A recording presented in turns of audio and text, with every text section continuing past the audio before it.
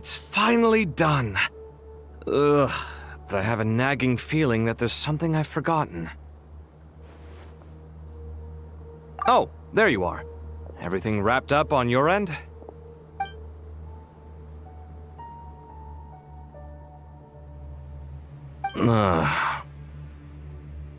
Okay, fair enough. That was a pointless question.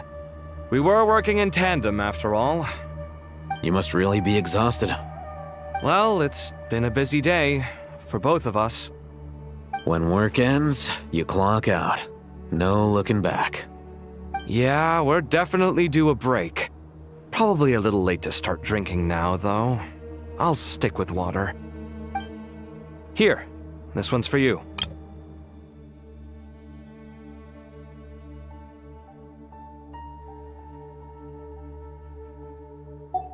Thanks. You want a bite to eat? I can grab us something. Or wait, I think there's a stove nearby. Let me take a look. Are you nervous? A little, yeah. Unlike you, it seems. How are you not feeling at all nervous? Because everything that happens next is beyond my individual control. I don't worry about things I cannot influence. What do you mean, cannot influence? You're the one who came up with half of the strategies we ended up using. There's only so much I can do. I was only doing my duty. Was it like this last time, too? You mean with Azar and his accomplices? Yes and no. The situation back then was easier to control, but we weren't as prepared as we are this time. So the enemy is stronger, but so are we. I still vividly remember the way you interrogated me in the library after the fact. Where were you when Sumeru needed you most? If your memory is so vivid, you might also recall that it was you who came looking for an argument. You're often the one who initiates these things, you know. I came for a conversation! I didn't know it was gonna turn into an argument! Anyway, at least I showed up this time. So, what do you think? What do I think? I think we're certainly better off for it. It's good having me around to help out, huh? Absolutely. As a citizen of Sumeru, you displayed a remarkable sense of responsibility in the face of disaster. Certainly feels that way. I just shudder to think how the world would have ended up if we hadn't gotten control of the situation. So, do you think this is what impending disaster looks like? The sky is so clear, and there isn't a whiff of decay or destruction in the air. It's hard to imagine that the fall of humanity could happen on an ordinary day like this. Awful things happen all the time. Sometimes people can stop them, and sometimes they can't. What you and I have done is increase our chances of stopping this one. Lofty ideals may provide no defense at all against nihilism, but perhaps little decisions can. Oh, nothing. It's nothing. I hope everything works out tomorrow. It will. As long as we stick to the plan, our chances of success are good. It's really strange. You're my junior, yet you always seem to act more like an upperclassman than I do. I think it's mostly a matter of temperament. Ugh. Walked right into that one, didn't I?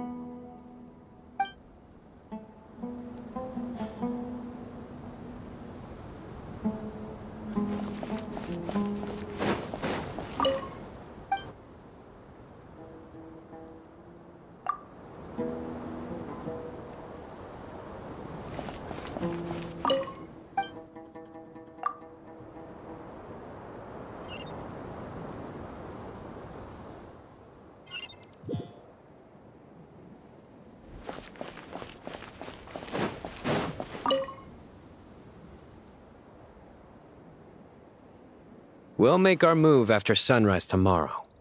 Good. Is everything ready? As much as possible. That'll be enough. Don't let the pressure get to you.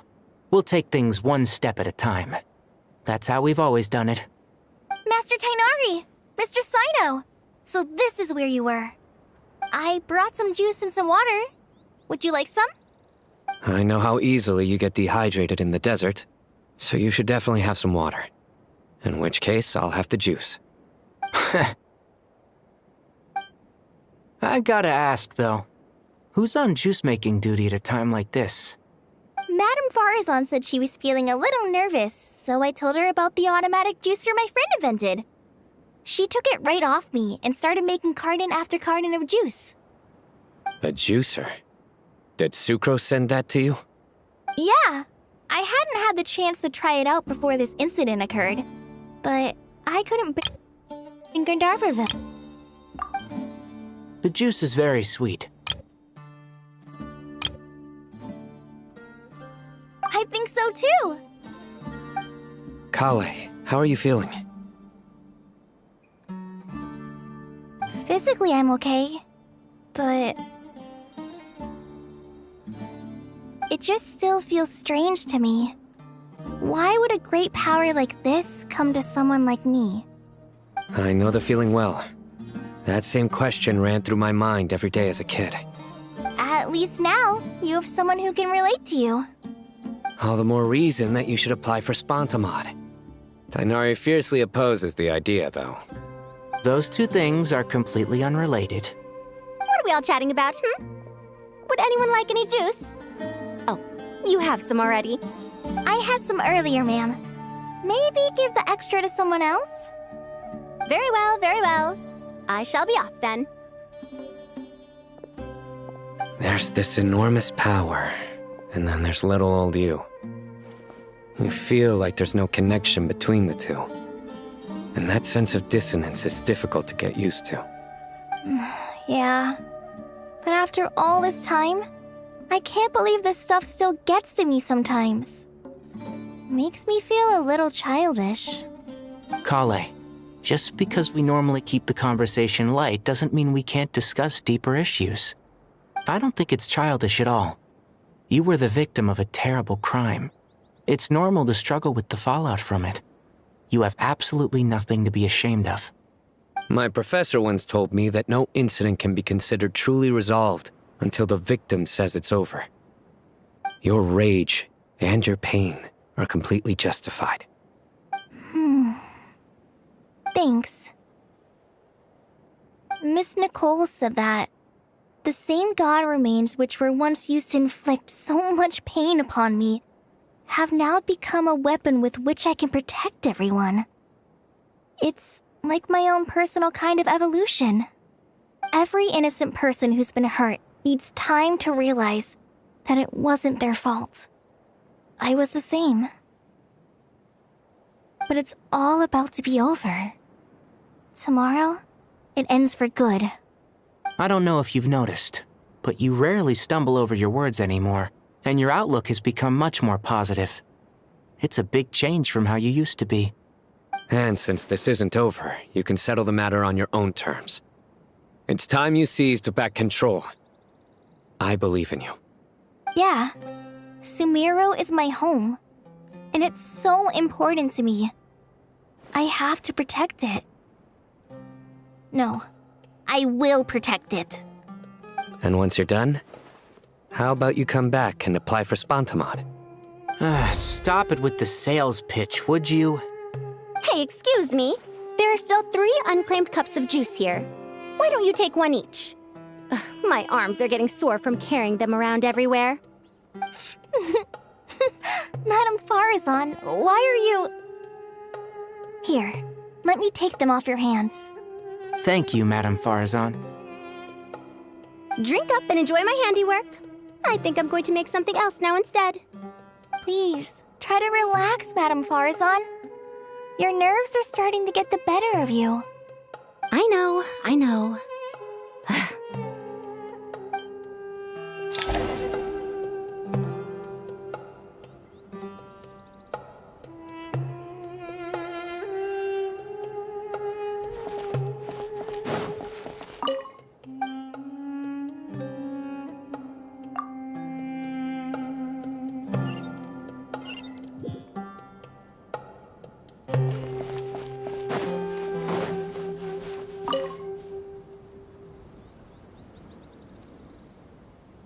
Something on your mind, Miss Nefer?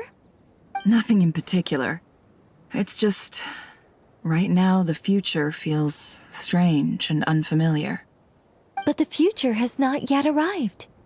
How can you say how it feels? Some people know that there's an impending disaster. Others remain blissfully unaware.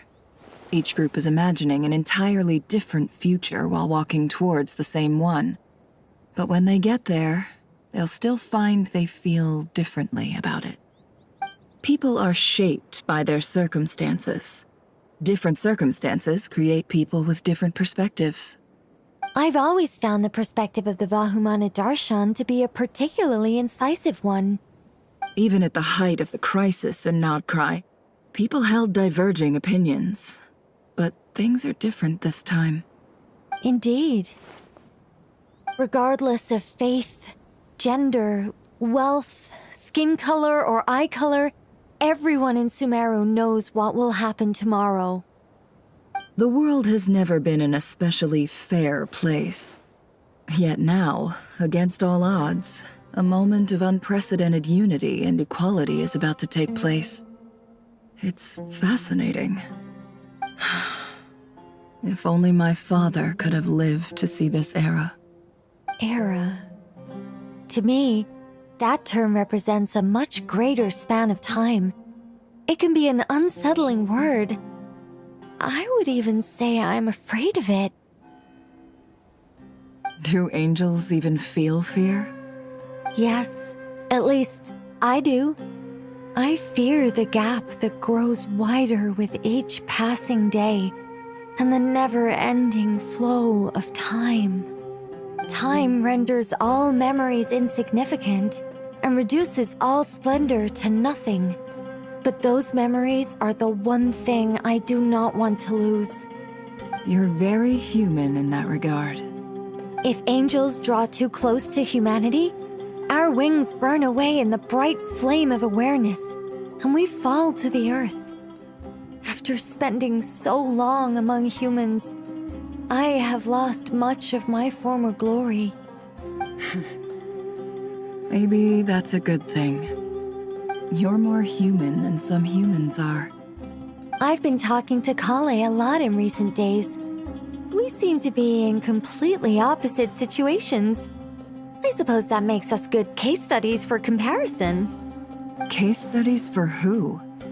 Myself, I suppose. After comparing the two of us, I suddenly discovered that I desired more than before. It was a gentle, pleasant sensation. Just as most people pursue glory and miracles, I too am pursuing miracles of my own. Guiding humans to make the miracles in their hearts a reality. That is my miracle. It doesn't sound so bad, does it?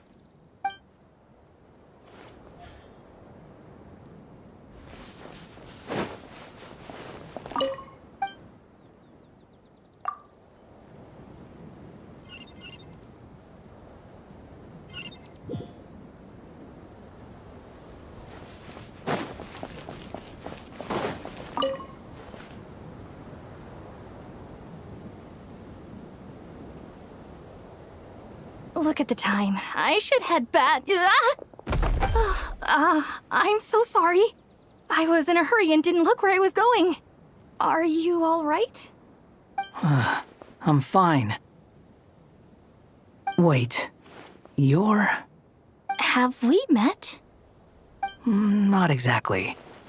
I think we may have crossed paths by the house of Dana before. Oh. You're Hat Guy! From Vahumana, right? You recognize me? The clue's in the name, Mr. Hat Guy. Fair point. It's getting pretty late. What's keeping you up? I could ask you the same question. If I'm not mistaken, all the workload for the Ratawa Darshan wrapped up a good while ago. Well, I have something of a background in Satyavada life, so I was helping the Dendro Archon make some preparations. But I must have lost track of time. Did you find the experience enlightening at all? Honestly, it was tedious and uneventful at first. But eventually, I think I did sense some profound truths. But they also brought a lot of suffering with them. I was told that I even shed tears while I was meditating, though I have no idea why. Sorry. I hope I'm not scaring you. Not at all. It just proves you're very accomplished in your research. Good night. I wish you all the best for tomorrow. Thank you, sir. You too.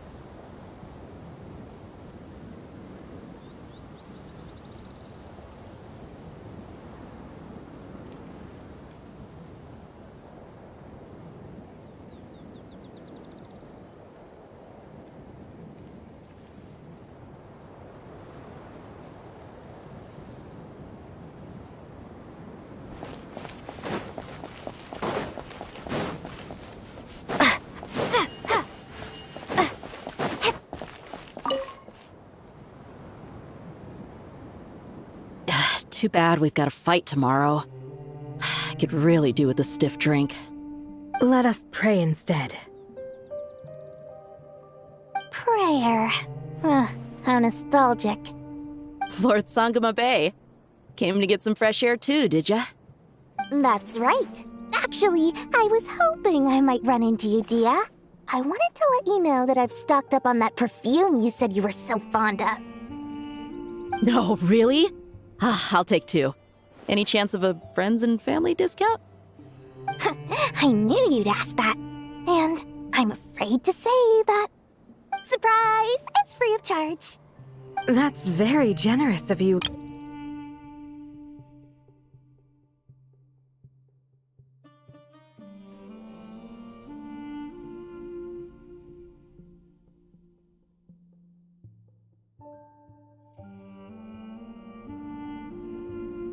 Nope. Turns out it's not that easy to turn a profit there. I even ran some assorted losses. But anyway, that has nothing to do with why I wanted to give you and Dia a small gift. Remember that merchant caravan you two rescued in the desert last month? That was transporting my goods! No way! I had no idea that was your shipment. Explains the, eclectic mix of goods, though. Lord Sangama Bay's investment in the desert and generous stockpiling of goods has helped many people over the years. The shelters you funded especially have made life a little easier for the children and the elderly. Wait, how did you know about that? Oh, I see. Nefer told you, didn't she? Ugh, that pesky lady. Aren't intel brokers at least supposed to charge for divulging people's secrets? She and Candace go way back. It's normal for close friends to share things you wouldn't tell to everyone else. Sure, but why did they have to be things about me? That's how Nefer shows that she cares. She wishes for all of us to know what a generous person you truly are. It must be hard trying to make a living far away from home. Just because we can tell what kind of person you are doesn't mean everyone else can. Well, maybe her intentions were partly good, but I don't think that's the full story. I'm sure she enjoyed knowing how much it would annoy me. I'm telling you, Nefer's got a mean streak. Definitely with you on that. Does praying help you stay calm? Defending one's home is a just cause. My heart is filled with a mix of anger and hope. Anger. You know, being able to get angry is a good thing. It shows that you're in touch with the real world, and that you have the passion to pursue something you believe in. Oh, my lady? What are you doing out here? Just taking a walk to clear my head. And look where I ended up. Were you praying just now? Yes, Miss Dunyarzad. Would you like to join us? Come on, it's fine. She won't mind who you pray to. Oh, then sure. I remember you, Miss Dunyarzad. You visited my shop before. If I recall correctly, the god you worship is the Dendro Archon, correct? That's right. She is such a gentle and kind god. But to me, she's more than just a god I worship. I see her more as a friend. And so do many others. She's not some almighty god who reigns on high, but a genuine friend. Agreed. She's a wise teacher and a good friend. I spoke with several people during the evacuation. Everyone's aware that tomorrow's battle is one that ordinary people can join too. A battle to fight for our friends and our homeland. Oh, it makes me glad. I can finally do something for those who protected me. You've grown so much since we first met. Oh, a compliment? Ooh, more please. Thank you. My lady, you've always been a remarkably strong and ambitious person. It's indisputable. And that's not just a compliment. It's a statement of fact. What are you praying for? Our beliefs may not be entirely the same, but we both wish for the same thing. I pray that everyone will rise to the challenges ahead and return safe. I pray for the safe return of all my companions.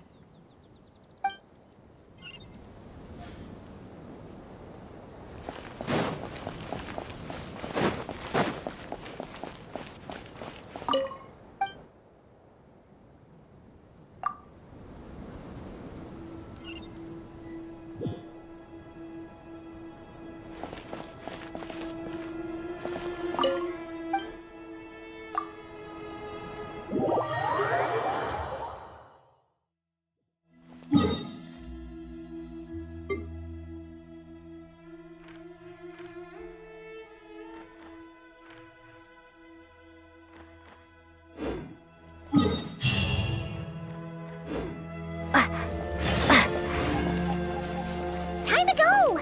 Let's meet the others at the mausoleum of King Deshret.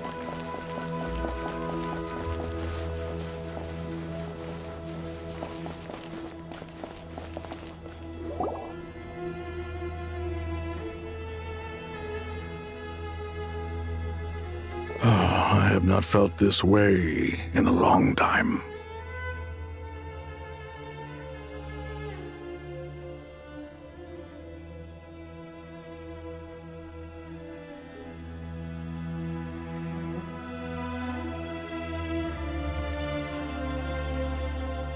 Standing up high, gazing out at the rolling dunes, one cannot know what freedom truly means without first losing it.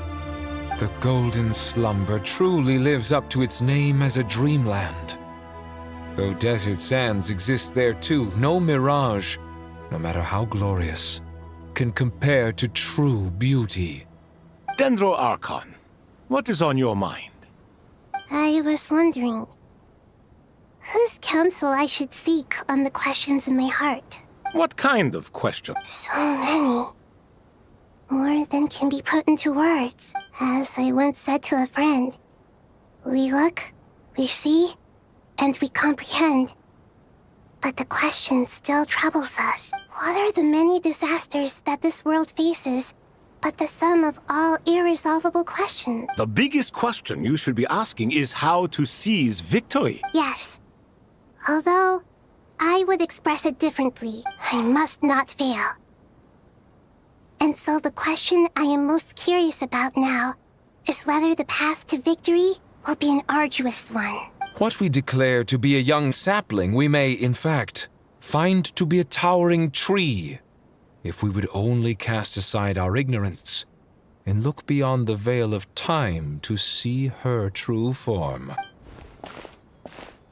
Nahida! We're here! Just in time. My preparations are almost complete. Ready when you are. We're here too. Miss Nicole! Miss Nicole! You run so fast! I thought Sorry. Lesser Lord Kusanali, the equipment is ready, and the modifications to Aru are all complete. As discussed during our meeting. Accessing Irminsul via the Akasha is no longer feasible at this stage. There are other options, it's just they're a little more extreme and more technologically demanding to implement. maybe you should take it from here. The architecture and functionality of the Akasha terminals overlap considerably with Aru.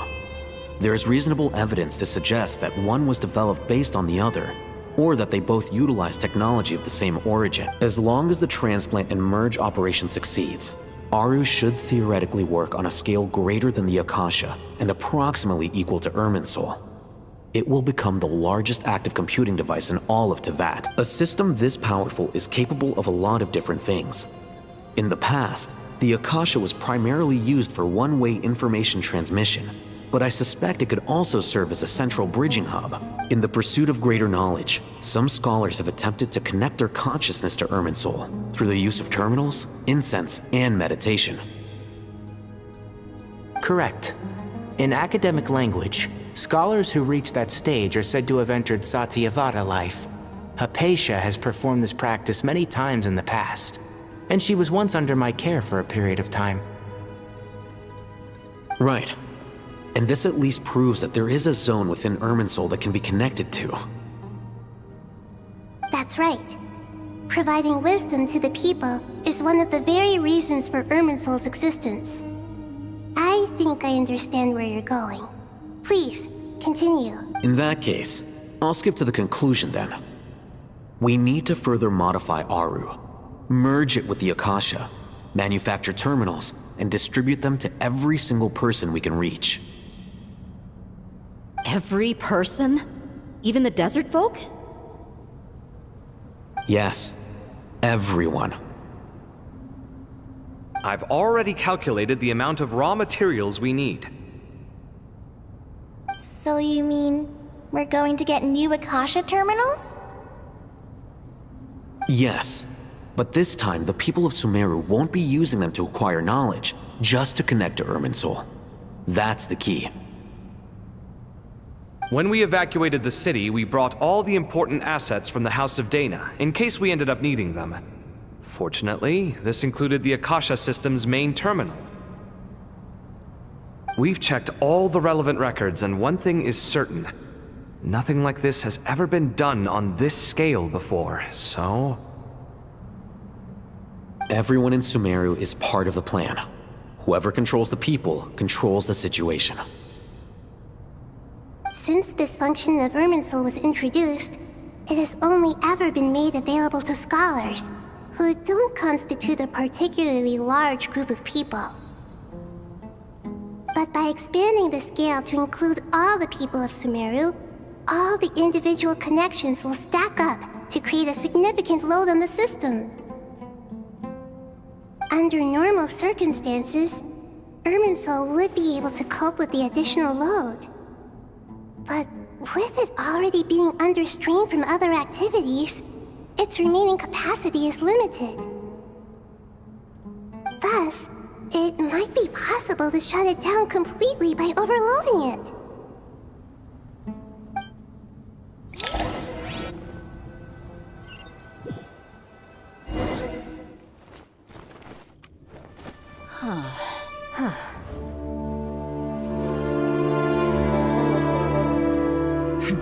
Counting down. 3, 2, 1. Are you ready? Ready!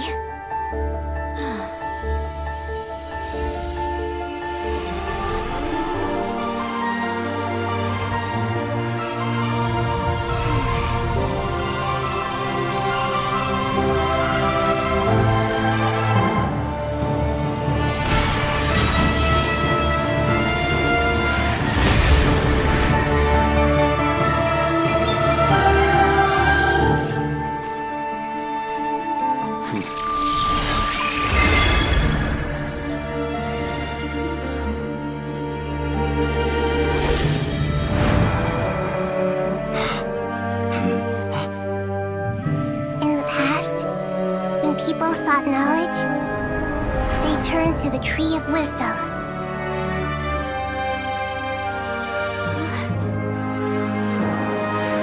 Today, we use it to save Sumeru and the whole world. These boughs that nurtured learning must not not become tools for destroying the world.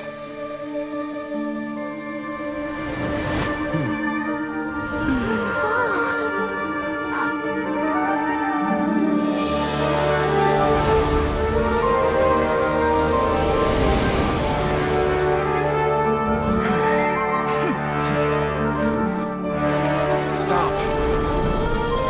Please stop. End this transformation.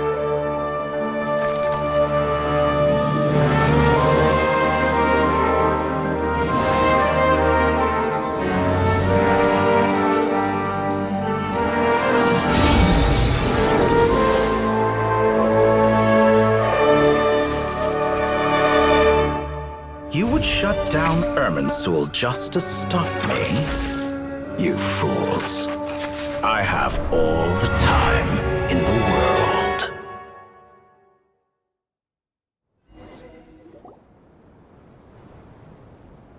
Success! The evil Irminsul tree has stopped growing!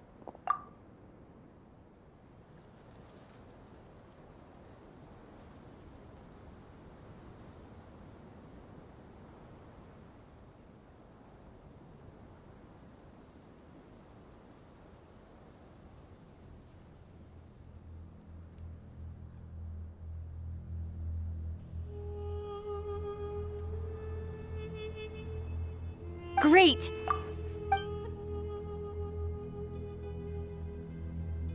What a display of true courage! The courage to think and the courage to act! I never thought I would witness the shutdown of Irminsul with my own eyes. Perhaps this is human wisdom in action? Indeed, only humans could do such a thing. Gods are few and far between.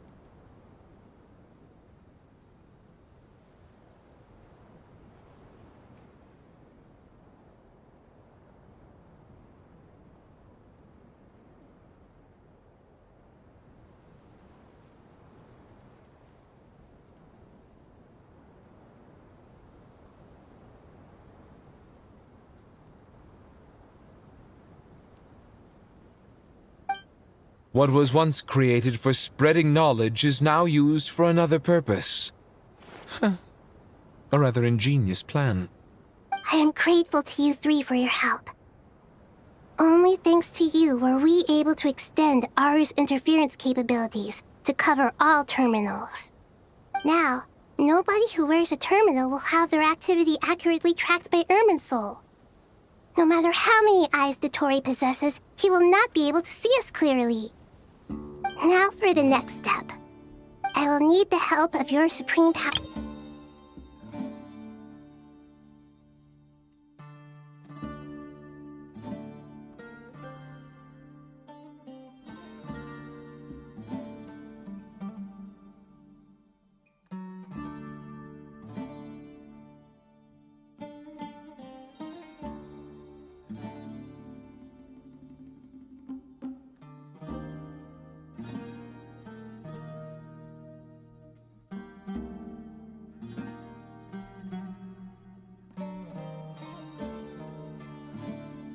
How might we be of service, Lord of Dendro? I need to reach the Eternal Oasis immediately. Right now? In that case, Ibis King, would you agree that this is a fine opportunity to dust off our old tricks? Never. I assume you have that chess set with you?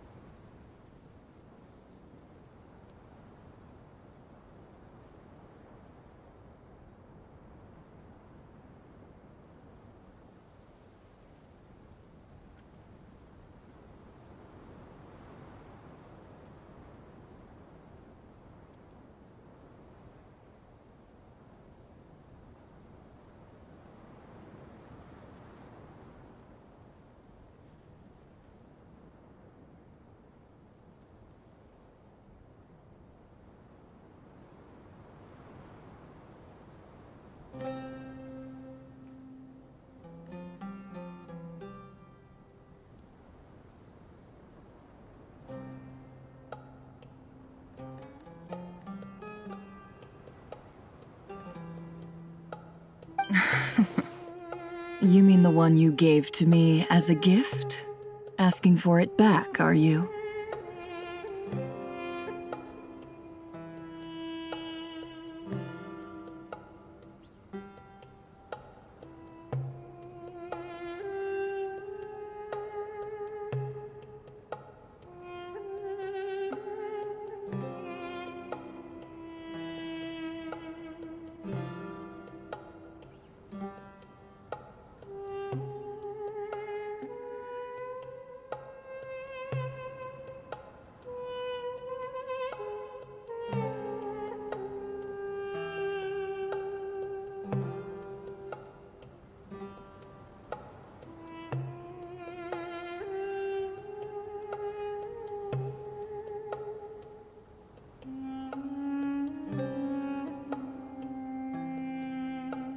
How could I?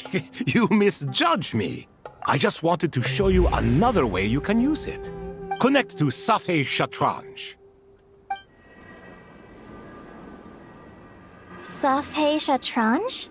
You mean that place in the desert? Thoth's chess set gains its power from the chessboard laid out in the desert by King Deshret and ourselves. All ceremonies conducted using the chess set must be activated via Safei Shatran. In other words, the chess set is an extension of the chessboard. In the past, moving a chess piece was a sacred and momentous act. Transfer initiated. Entering live combat mode.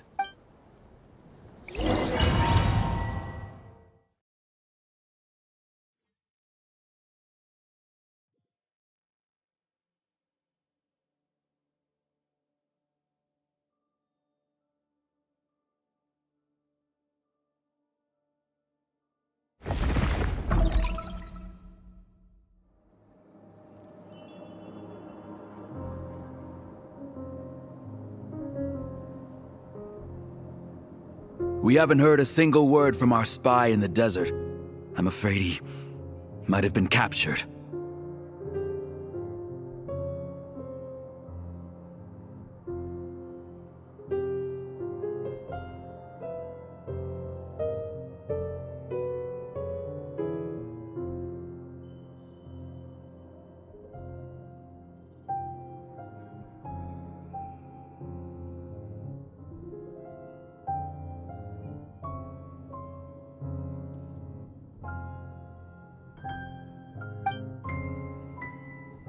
Never mind. But we spent years turning him. And a lot of Mora. Nothing comes for free in this world, but the loss is not without its purpose. For a small price, we have wasted a precious amount of the limited time they have. Quite a bargain, if you ask me.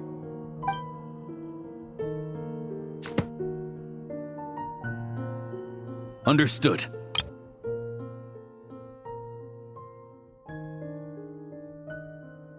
Weighing profit against loss is a necessary part of life. But to tell the truth, I have been operating at a loss since this all began. Since many centuries ago, in fact. For instance, why would a banker act as the executor of a will?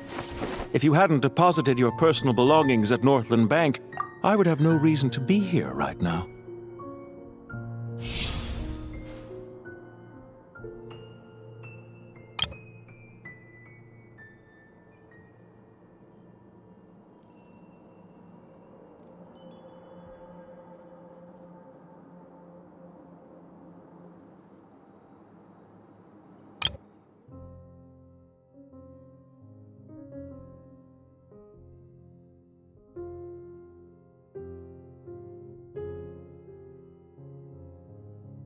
Dottore, I've placed your final data backup into the ley lines as per our contract.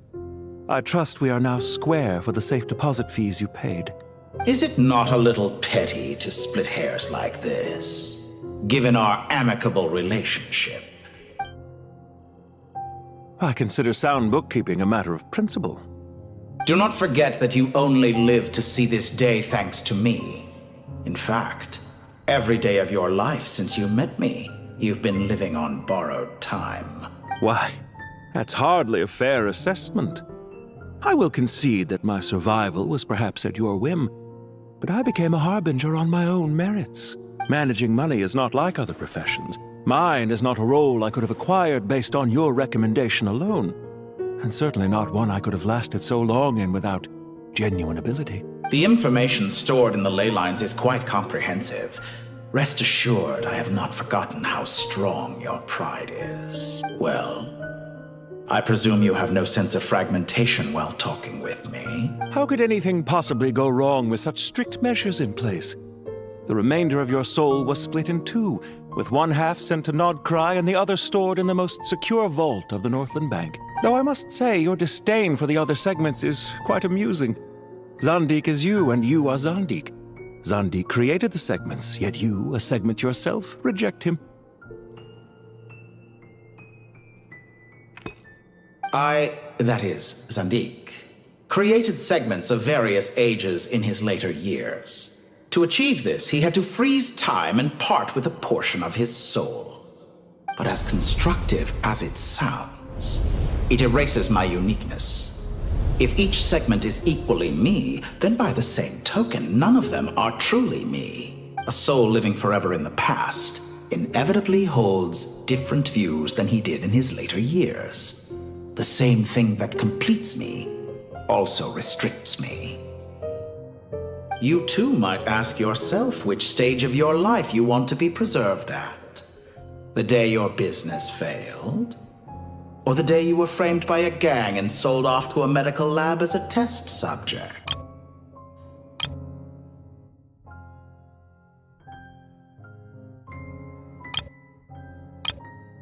We needn't dredge up the past. This undesirable plan was eventually scrapped. Lesser Lord Kusanali was quite right. I needed an opportunity to eliminate myself.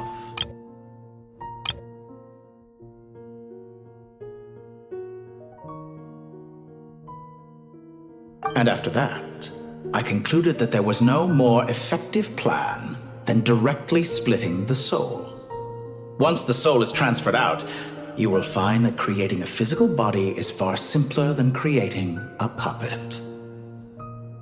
The other half of your soul suffered a crushing defeat in Nodcry, you know. And yet in the process, I obtained the information I always wanted, did I not? Because now we finally know where the best testing ground truly lies. I once thought your ultimate goal was to ascend to godhood. But as it turns out, that was merely one of your experiments.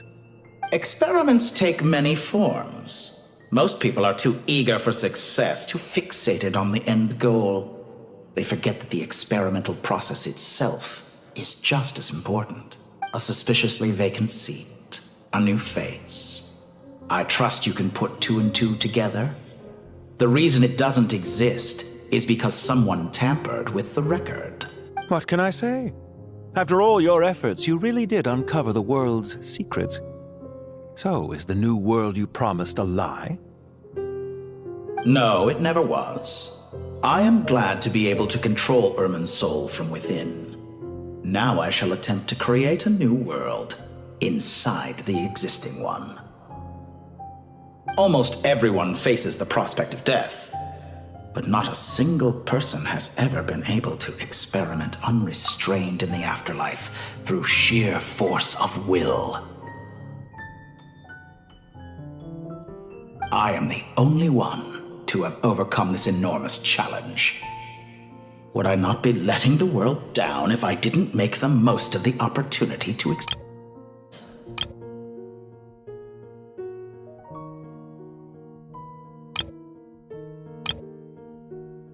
Clearly, the dividing of your soul did not affect the magnitude of your ego. Out of all the versions of you that have ever existed, this you is the most insane and the most radical. Is that why you chose to work with me? Which was it then? My insanity? Or my radicalism? Could I call myself a venture capitalist without a suitably ambitious plan to invest in? Yours happened to fit the bill quite perfectly. Well then, I must say, while I am surprised enough that you showed up at all, what surprises me more is that you chose to present yourself as my former subordinate and not as the banker Pantalone. Why make things harder than they need to be? Exposing my true identity in a situation like this would only serve to destroy diplomatic relations between Snezhnaya and Sumeru. I daren't imagine the consequences. Showing up in the name of the original antagonist gives you the recognition you rightly deserve, while also being sensitive to Snezhnaya's predicament. It was an easy win. As for why I'm here, if you're suggesting that your credit is in the negative, I won't argue with that. Many people say that about you.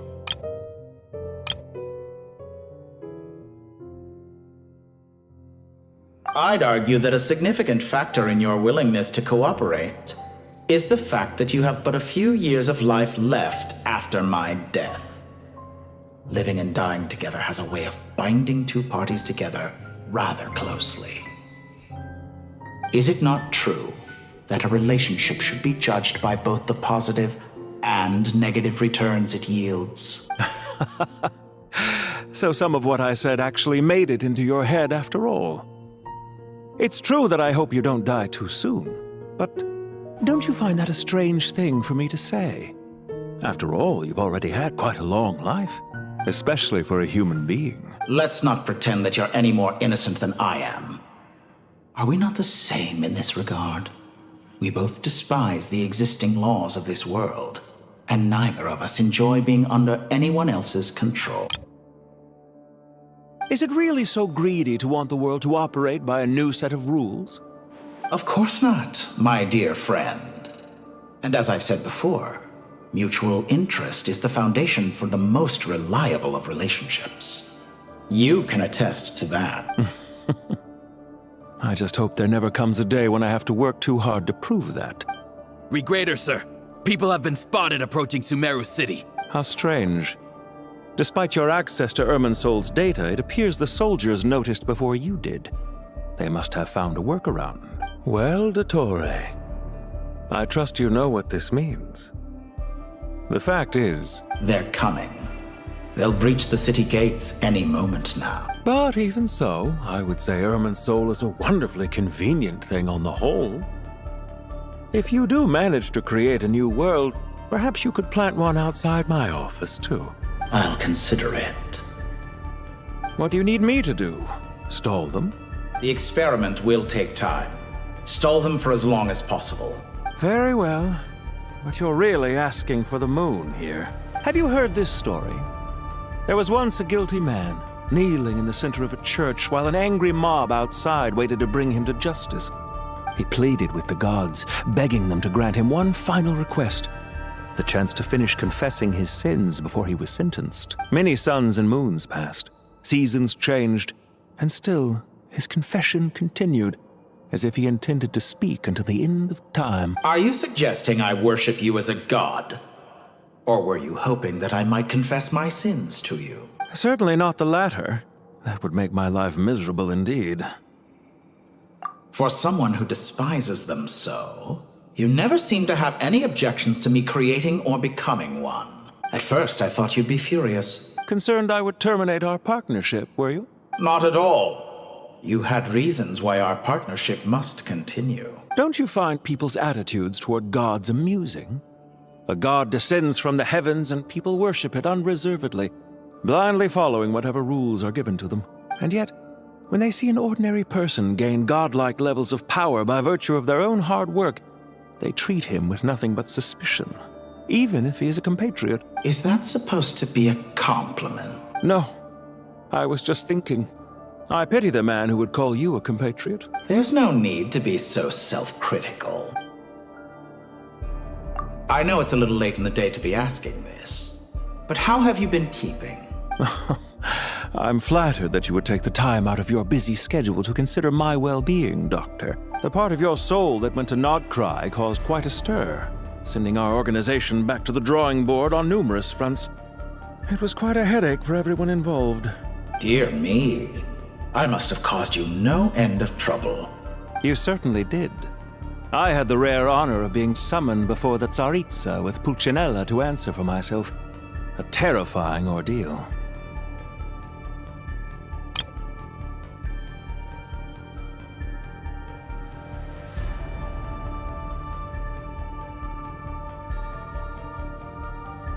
Don't worry, I pulled through. At most, it's a public relations nightmare. I made sure of that. Now I'm curious. How did you explain yourself? Oh, it was quite simple. I just pinned the blame on someone who wasn't there to defend himself. I could hardly be expected to defy the demands of someone as insistent as the Second Harbinger, now could I? How you slander me. You know full well that I am perfectly amenable to reason. There's no question that you are partly to blame for the ruin of my reputation over the years. Do you have anything lined up for when this is all over? Hard to say. Field work always takes quite a toll on me, as you know.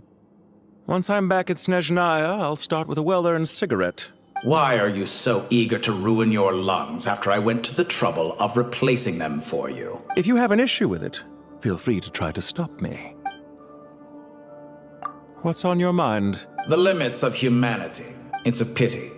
Despite running countless calculations, I find there is simply no way to reduce any further the amount of one's soul required to sustain an individual. It's rare to hear you admit to being unable to achieve something. I beg to differ. For instance, as I've told you before, the original me was prone to motion sickness and couldn't make long train rides. Ah, yes, of course. One of the reasons you often sent yourself out on errands. What are you thinking about now? A new experiment. In the event that my soul was depleted, say we extracted my data from someone else's memories, yours for instance, and then combined it with your intact soul as the base material. What would we create? Such a scenario would be impossible. Oh? As long as your current soul survives, there will be no need to create a new individual.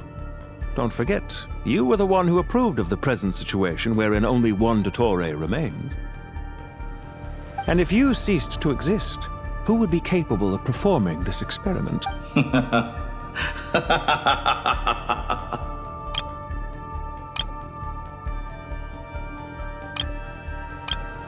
Since the day I met you, you've always excelled at talking your way out of a quandary. Isn't it a little too early to be saying goodbye? Not that I wish to keep you from your business, of course. Very well. Let's leave the conversation there for now.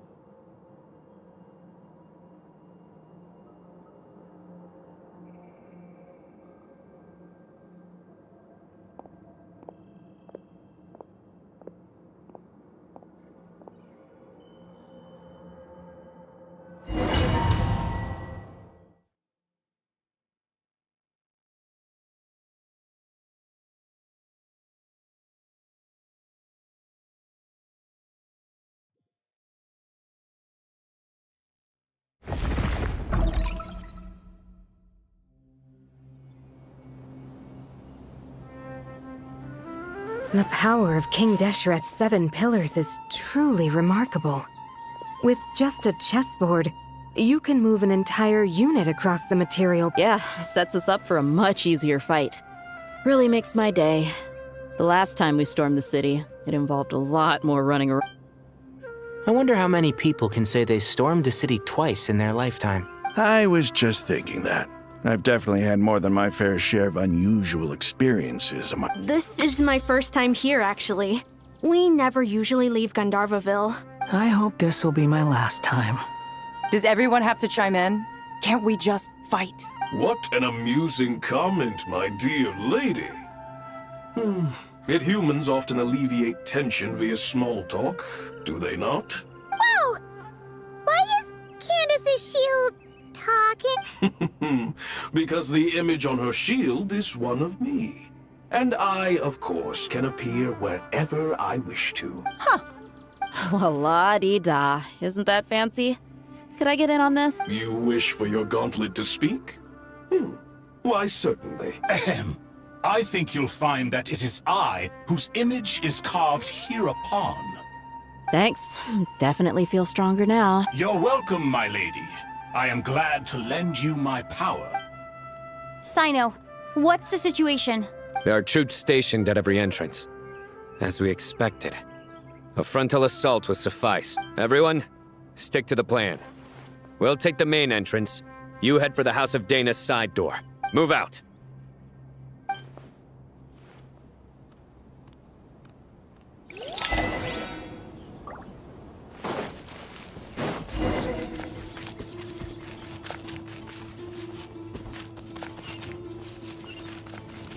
Out of my way! Take this! Now it's your turn. Watch out! Get lost! Thank you, Jet. You gotta be more careful. If you're not ready to put your life on the line, you can't be certain of defeating your opponent. She's right. Keep your wits about you, Rana.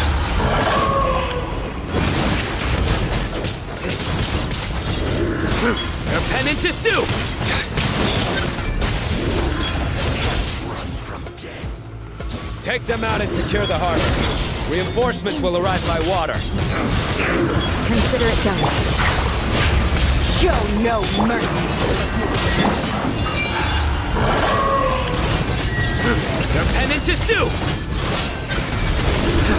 Guilty of my You never enough.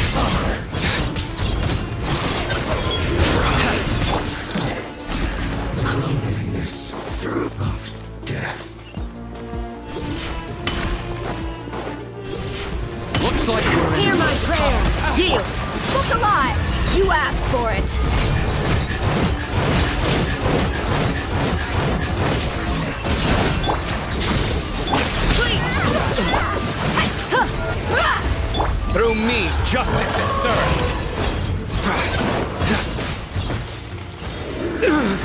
You stand condemned! Use the force on her. Their penance is due! We shall prevail! Do your...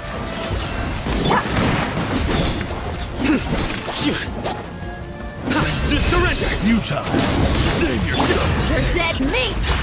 Intel.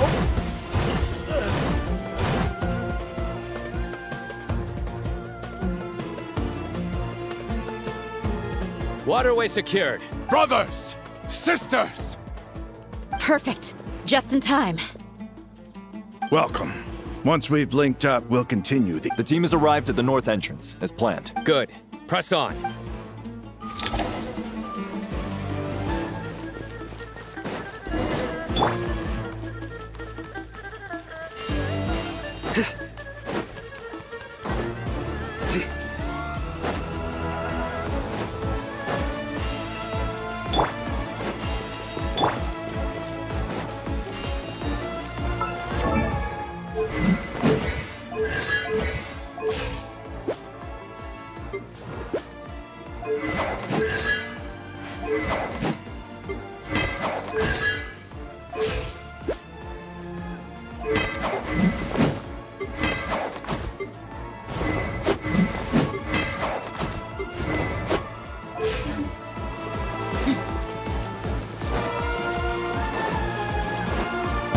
Got ourselves a straggler. Yield! Nowhere to run! The merrier. Hi!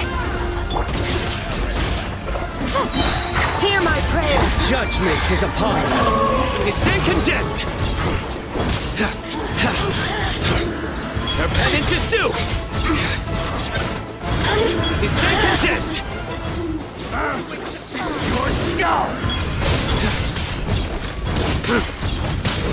Your penance? Pin them down! Let's get it on! Grant us your blessing! Gloves off! Did it take too long?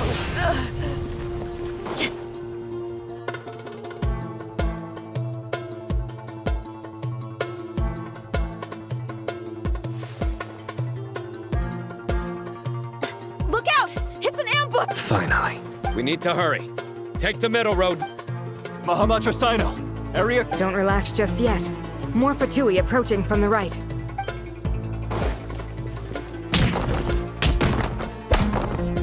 Irminsul cannot track our movements. If necessary, we could split up. Don't worry. We'll wipe them all out. As you can see, our people came raring to go. Good, good. How are things with the Traveler? Can Tainari keep her safe? Don't underestimate Tainari just because he's a forest watcher. He can handle it. All right. You know that's not what I meant.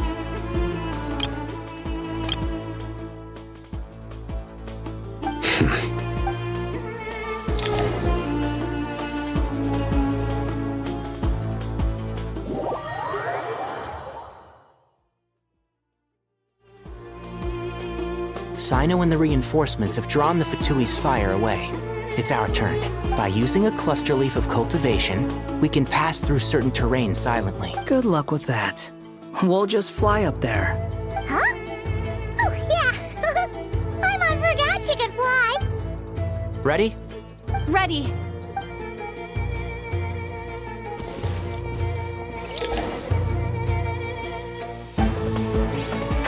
Can't see?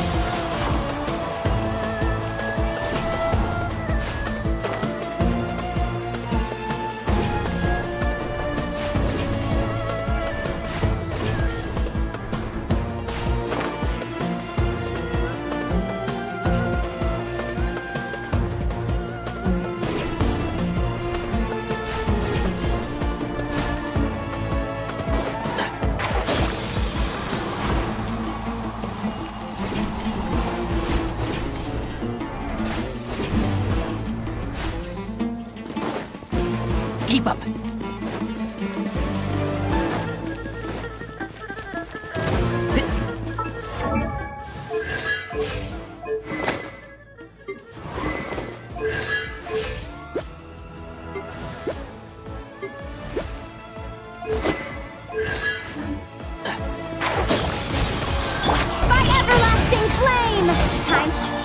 prove you! Do it.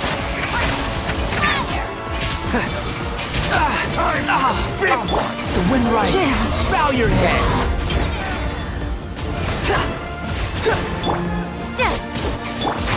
One thing, one with the forest. Couldn't fix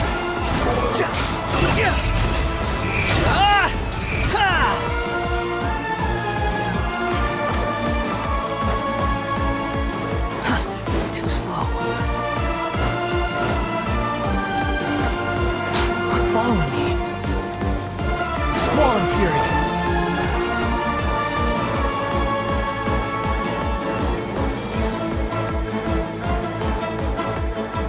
Fatui soldiers up ahead.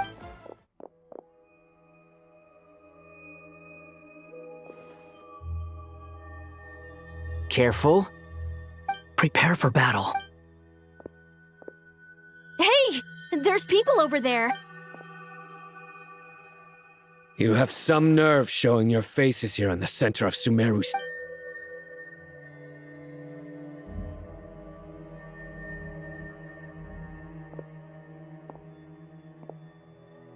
You're right on schedule.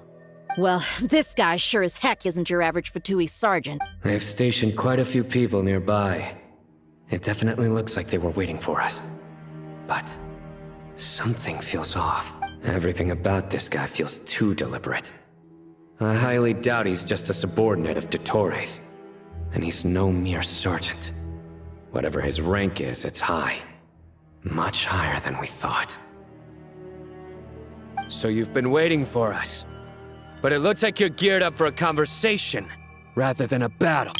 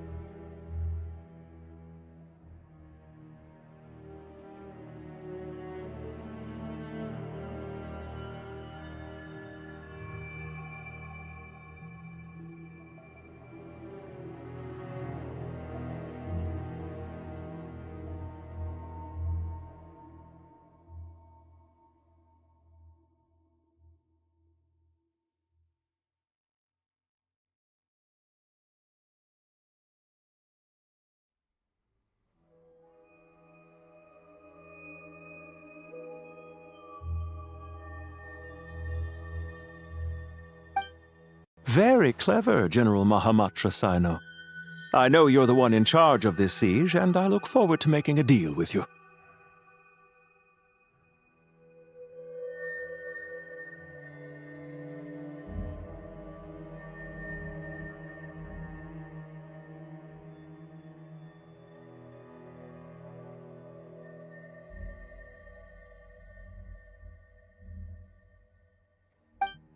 A siege? Sumeru City belongs to us!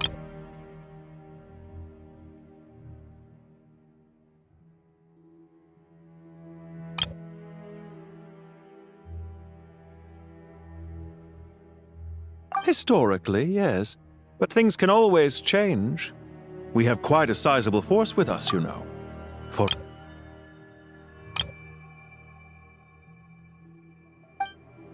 There's a Fatui ambush at the north gate. Can you handle him? We can for now. Yes, I'm quite sure both sides can hold their ground for the time being. The battle has not yet reached its climax, but What happens next? Do you enjoy watching bloodshed? Surely some of those here are people you count as friends. Once a war begins, some people must die. I doubt you wish that fate upon anyone you know. Wait a second. It's a trick. He's not even there. Silence! He disappeared. What was that? A ghost? Curses! He was never there to begin with. That was just a shadow projected there to lure us in. Enough talk! Attack! I apologize for being unable to accompany you at this crucial moment, but I am compelled to leave for reasons beyond my control. Please excuse me. Sumeru's General Mahamatra is quite ruthless. It's a good thing I wasn't there in person. Your illusion held them up for a time just fine. But now that they have seen through it, they will realize you were just a decoy. Decoy or not, what matters now is that they will be heading your way imminently. Not imminently. They are already here.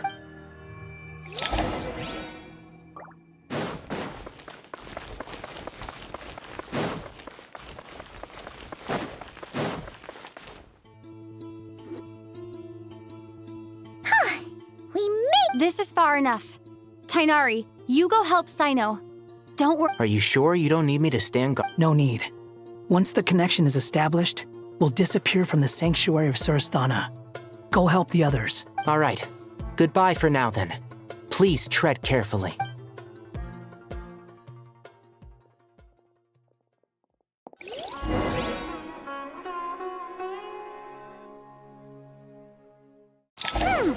Now where's the interface Nahida mentioned? Come on, where's it hiding? Found it. It's open. We can connect to the inside of Irminsul through the Sanctuary of Surasthana's built-in security system. You should be pretty familiar with the process. Is it the same route as last time? For the most part. We don't need to adjust any of the parameters. Then I should be fine. And Paimon? Once you're both ready, we'll set off.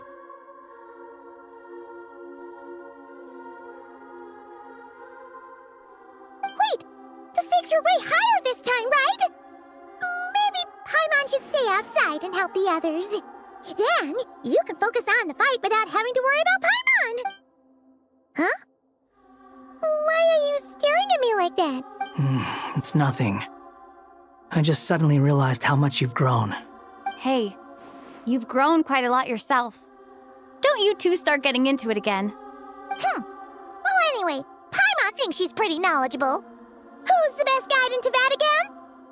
And don't forget, Paimon's a college student now. If we say Alhatham's not a weirdo, it's hard to explain how he came up with the idea of you applying to the academia.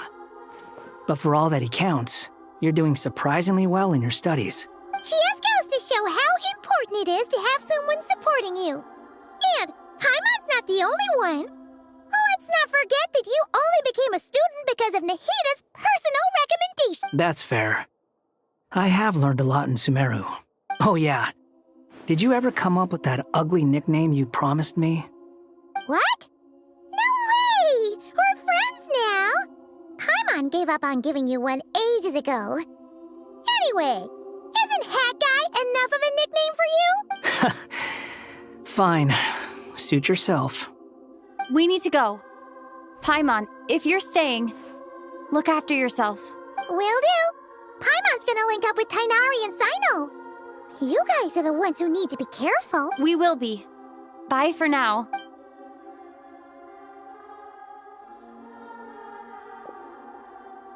Initiating connection.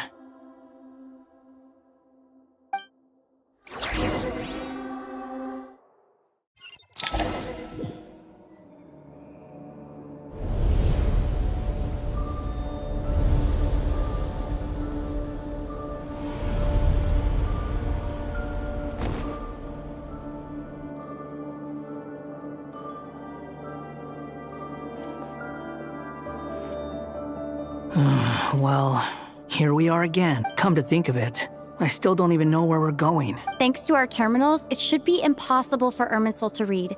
I can... Don't tell me. Only you need to know.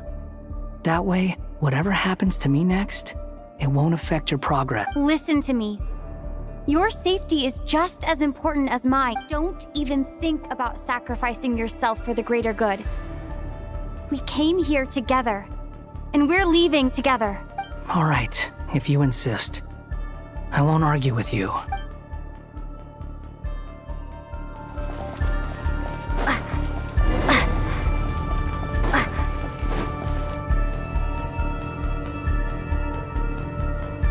This place looks so different from how I remember. It's unrecognizable. It's a complete mess. Like someone's turned the place upside down. Must be Dottoro's doing. Either he's searching for some information he needs, or... It's still changing. He has to know we've entered Irminsul. But luckily for us, he can't pinpoint our location. Be on your guard. Don't let him find us. The red parts have probably been corrupted by Dottoro's power. Don't touch them, or you might alert him.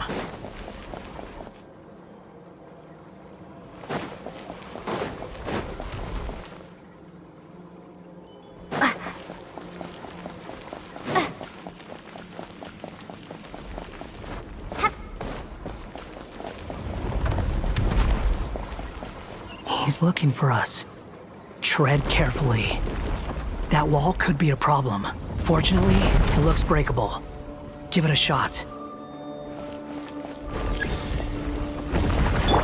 Behold! Search for it!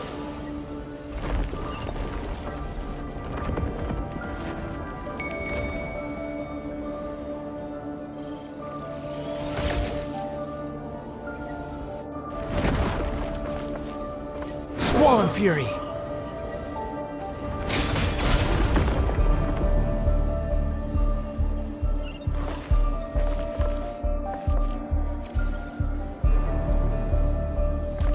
Rises.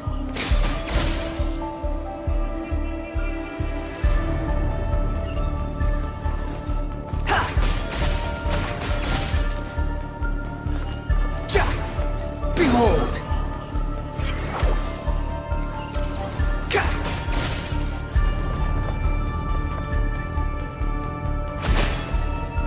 Squall and Fury!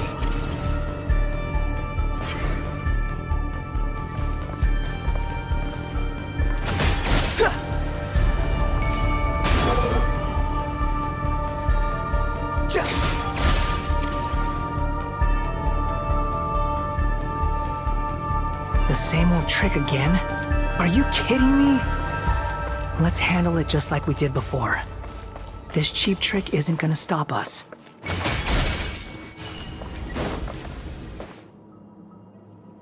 Oh no! It's... A trap! Is that why he's using this trick over and over again? To get us to lower our guard?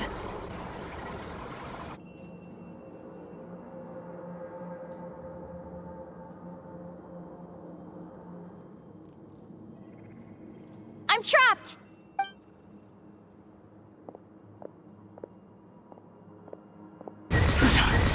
Why won't this thing budge? Hello? Hello? Can you hear me? Nicole? Is that you? Yes, it's me. I'm monitoring your progress from inside the Eternal Oasis. And I have to say, this terminal is... I couldn't see anything at first. But now that you two are inside, I can use your location with support from the terminals to get a partial view of the situation inside Irminsul. It's not the clearest image, but it's better than not being able to help at all.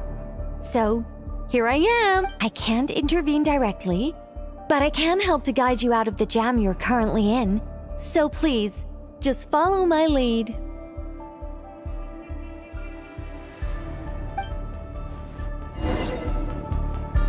Dottore in his current form is a blight upon both Irminsul and the ley lines.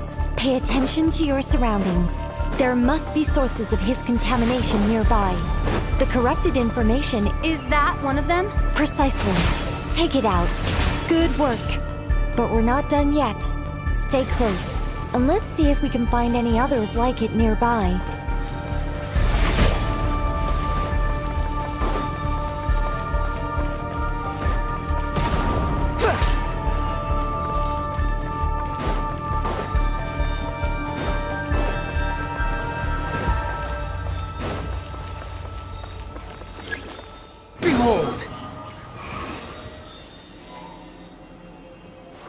This must be another one. Agreed. Now... Wait! Watch out! It's the Torre. The seal is broken. Quick! Get out of there!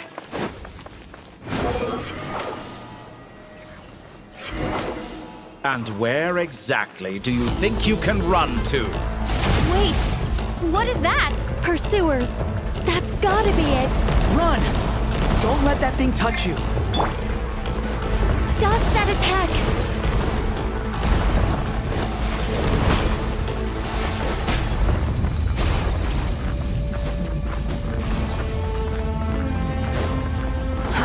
Too slow. There's more than one path. Which way do we go? To the left! Trust me! Fleeing like vermin. What a pathetic sight. Hey! Watch yourselves! Stay focused! There's a cliff ahead! Jump!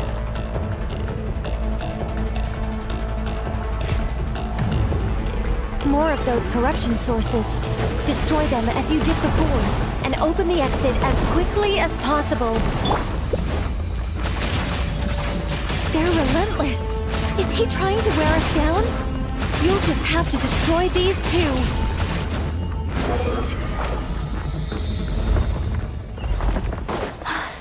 I think the pursuit is over. Hard to say. Stay alert.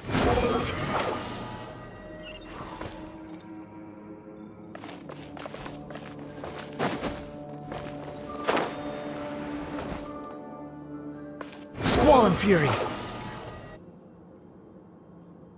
Whew. I think we've made it to relative safety. Phew, goodness. You doing okay? I'll be fine. Don't worry. Take a short rest, and then...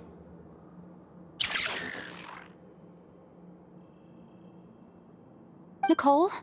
Nicole! The connection's been cut. But that means... Look at you supporting one another. How very touching.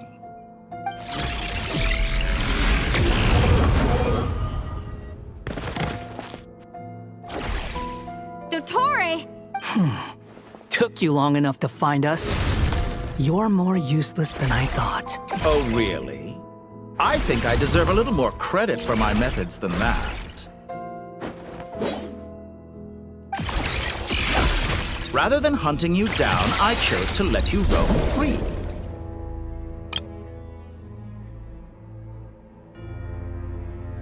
I indulged your presumption that I was unable to track your movements.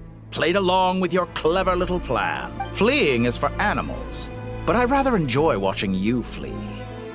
Some things lose the will to run altogether as soon as you put them in a cage. If that's true, then why did you come looking for us? Because I wanted to observe you up close, of course. Don't misunderstand me, I'm not here for a fight.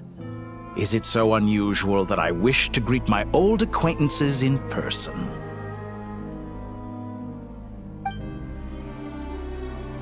After all, it's been a while. Scaramouche.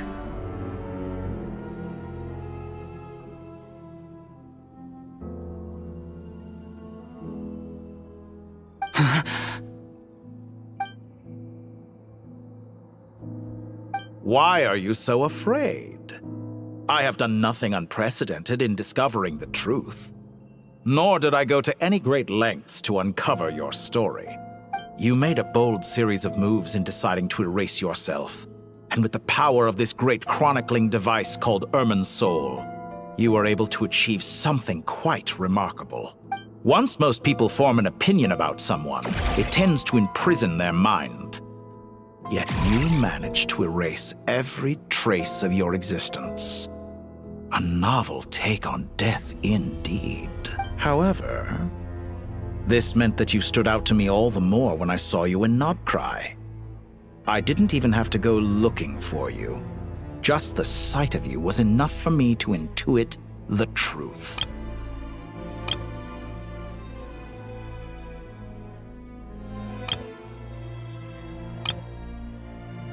For someone in my position, connecting the dots was a trivial affair. It would have been more surprising if I hadn't managed to piece it together. You seem very pleased with yourself for figuring it out. I'm sure you'd even be more delighted to learn the full extent of your crimes. That would hardly be necessary. Besides, isn't there something that concerns you more right now? Something that fills you with dread? Let me put your mind at ease. I have no intention whatsoever of restoring any of the records you deleted. For one thing, it would be exceptionally difficult. But more to the point, I doubt that the prospect of losing your current life is all that frightening to you. Because in your case, the cruelest twist of fate is that you'll never again have the chance to make up for any of your mistakes. Isn't it? Dottore?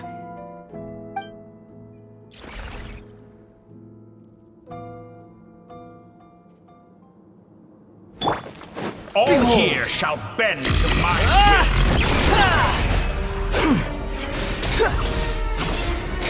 Let's get a little closer. Quit following me. Scorch and burn! Squall and Fury!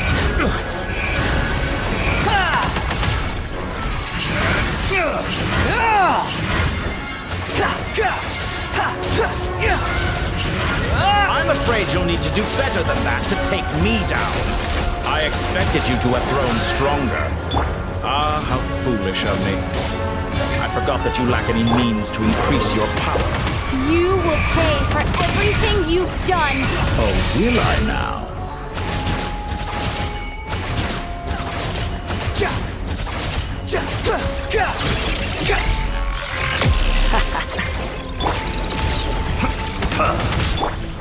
Squall and Fury!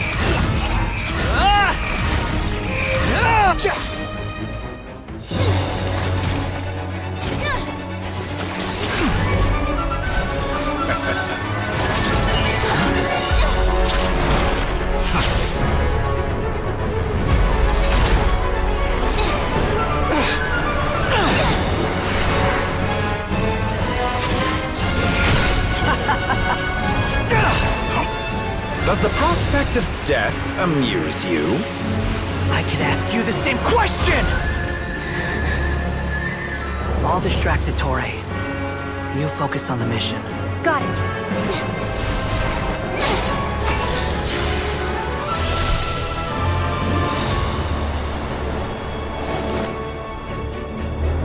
For the hopes and dreams of the masses.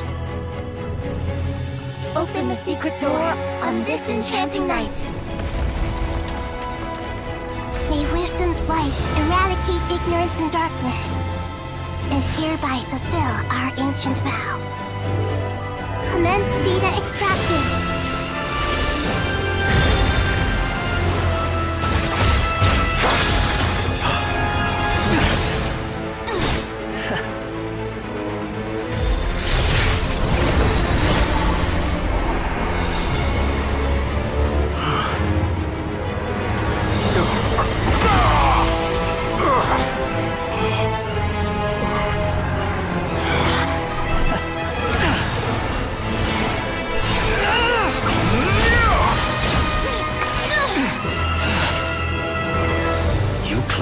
Outdated ideals and stand in the way of progress. You will pay for interfering with the grandest experiment of all time.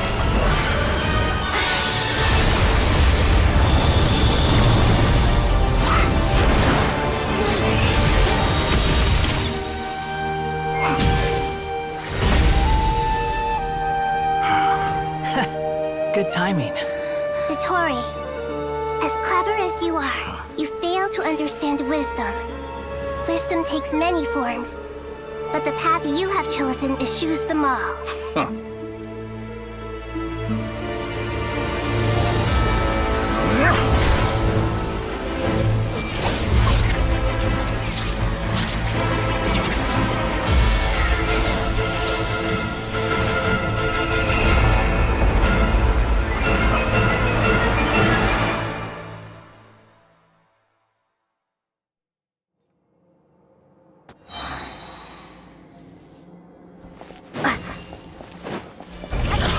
My strength is fading!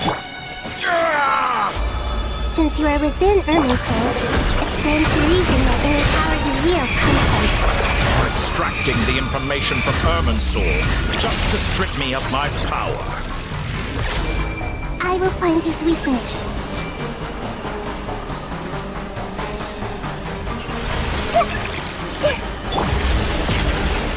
Behold!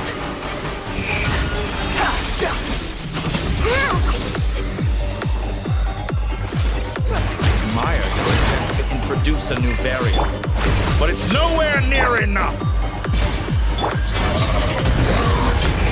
The wind rises. Petty trick.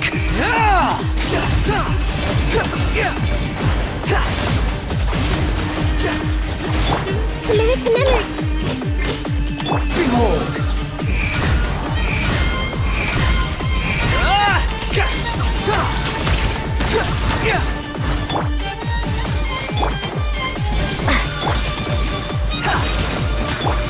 Share my knowledge.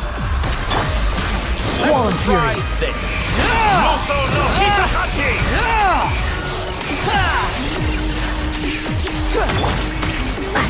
This may hurt a little. You won't distract. So close.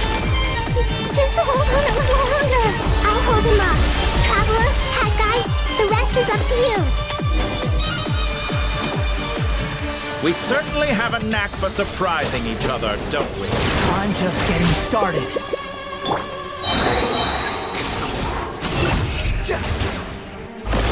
It's time!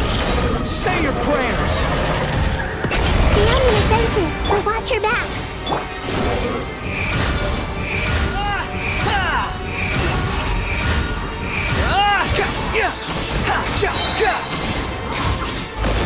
It's time!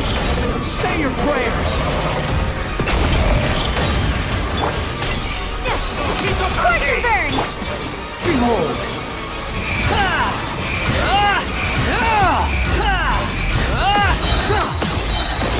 It's time! Say your prayers! The wind rises. Burn all before you! Blade of the primal blade!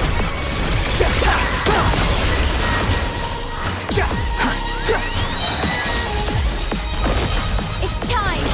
Say your prayers! Finally, time for you to die. Excited? Time for me to die? How could I have reached this place if death was something I feared? The last gasp struggle of a dying man is a pretty pathetic sight. And I know it when I see it. We shall see about that.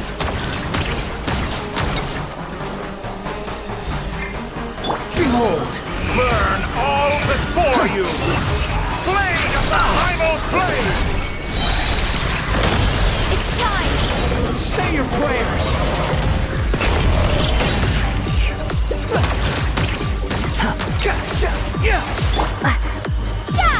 Squall and Fury!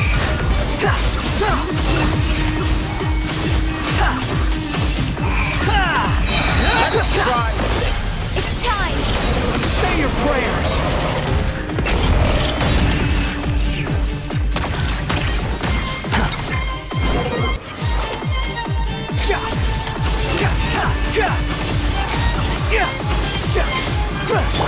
Scorch and burn! Burn all before you! It's time! Say your prayers!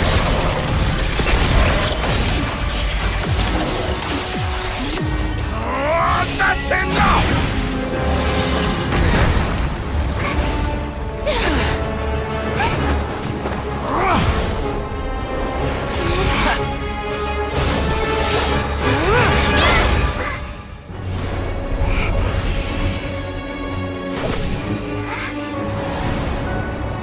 It's all yours.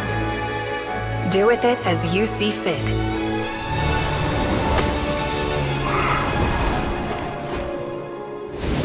Just as you say, this world is home to some archaic things. And as you suppose, you are a formidable opponent. You You have long coveted the secrets of wisdom. So now, I will demonstrate true wisdom in action. I invoke my supreme authority as the keeper of Irminsul. Commend me or condemn me. But give your verdict now!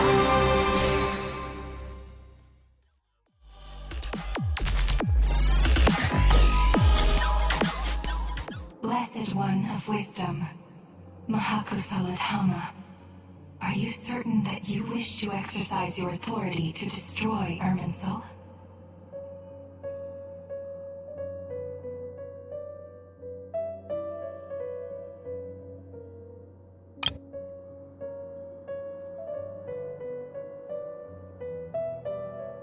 It represents both your roots and your finest accomplishments. You truly intend to abandon the very thing you have always fought for? This is my decision. Irminsul has been corrupted beyond redemption. Irminsul is the original tree of Tevat. It is the means by which the heavenly principles maintains fate itself. The 7 Archons should honor and revere it, for their authority was bestowed upon them by the heavenly principles. It is precisely because I honor and revere it that I fight for the humanity it exists to protect. Wisdom is knowing how to weigh the options and make the right decision. If you truly care about the fortunes of this world, then it is me you should seek to preserve. Planting a seed begins the chain of cause and effect. Since you have become a great tree yourself, why should the loss of another tree be anything to fear? Till we meet again, Lord of Dendro.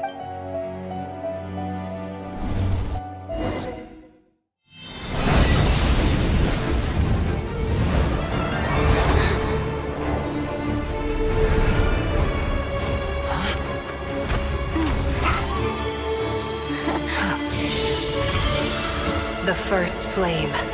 The pure, cleansing fire.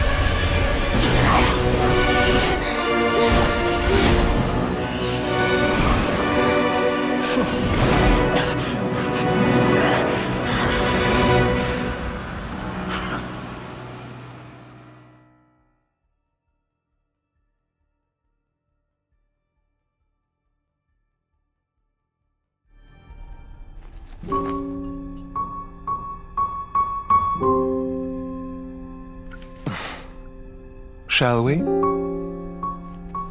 Where were we? I was suggesting that you needn't perform when signing a contract. You're only sitting here because your bank demanded an evaluation of the trustee. So you told a story about a young scholar from a merchant family in Sumeru? I told a compelling tale, didn't I? The post-expulsion story is far more captivating. The human experiments or the elixir of immortality? The part where you die. Ah, yes. My favorite part. The 35-year-old Segment thought of himself as Dottore, reserving the name Zandik for the original specimen. Of all the Segments, he was the most selfish. After his expulsion, Dottore searched for a new direction. He joined the Fatui, studied Elazar in great depth, secured resources. He was rather fortunate in his career. Zandik turned to Conrian technology and successfully created his segments. But this was not immortality. Even with backup segments, his body would still age. Still, thanks to Snezhnaya, Zandik found the ideal base for his experiments. Then a perfect partnership materialized at a crucial moment. The year that both parties realized they needed more time. Fortunately, Zondik succeeded. In a miraculous turn of events, he gained the extra time he needed. I seem to recall it differently. All right, it's true. No matter how much elixir he took, Zondik remained human and continued to age. Then, on the morning he turned 85... Help me up! Call for help! Surely he would be rescued, Zondik thought. But to his surprise, no one helped him. Zondik was too selfish for that. Don't forget, you're one of us. Yes, and we're all waiting. Waiting for me to die. Pantalone arrived for a meeting and happened to witness what followed. He found it unsettling. I never said that. But the Zondiks were unfazed. It was a rare opportunity for self-dissection.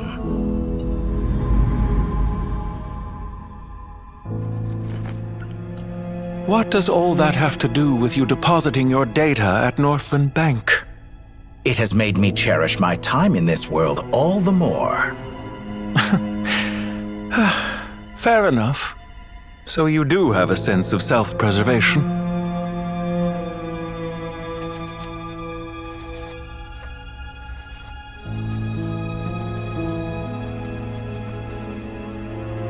What do you mean?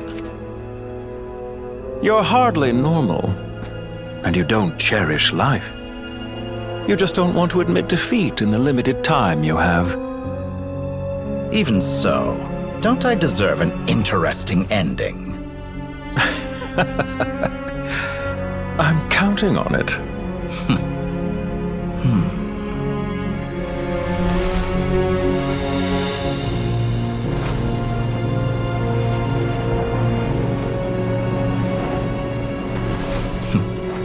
If nothing else, I expect my funeral will be a grand affair indeed.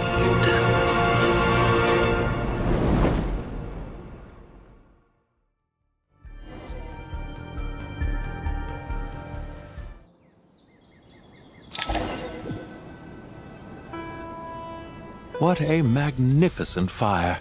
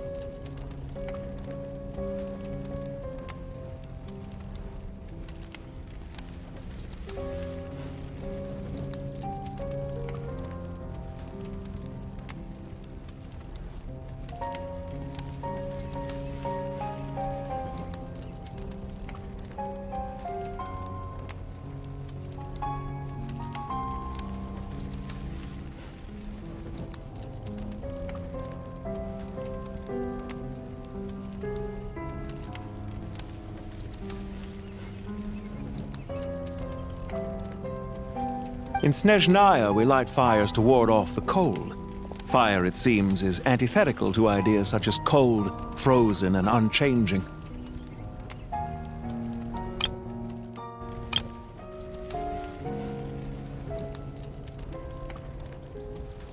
Perhaps it has always been that way. From the beginning, fire has been used to drive away wild beasts and warm the body and mind. You could say it's a form of treatment. One that... Mortal fear. Something you haven't been acquainted with in a long time, by the sounds of it.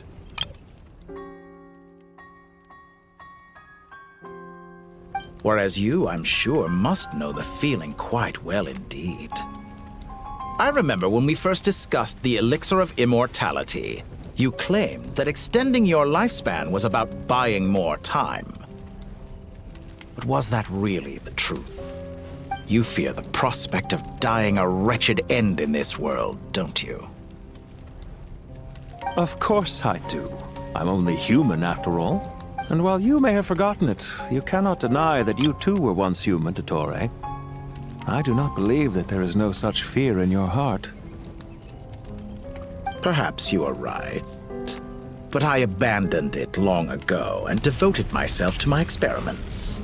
I have felt no fear since.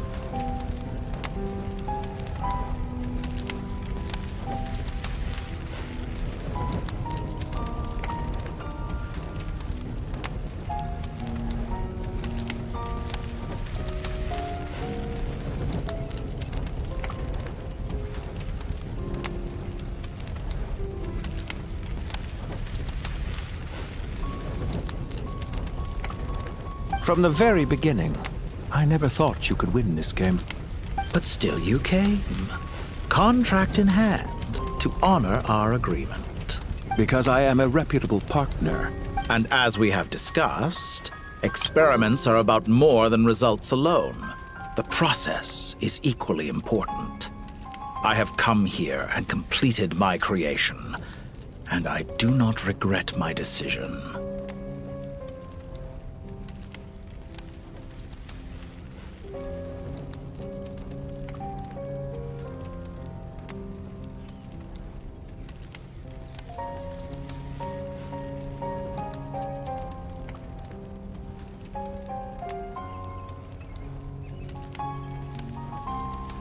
I'm afraid your journey ends here.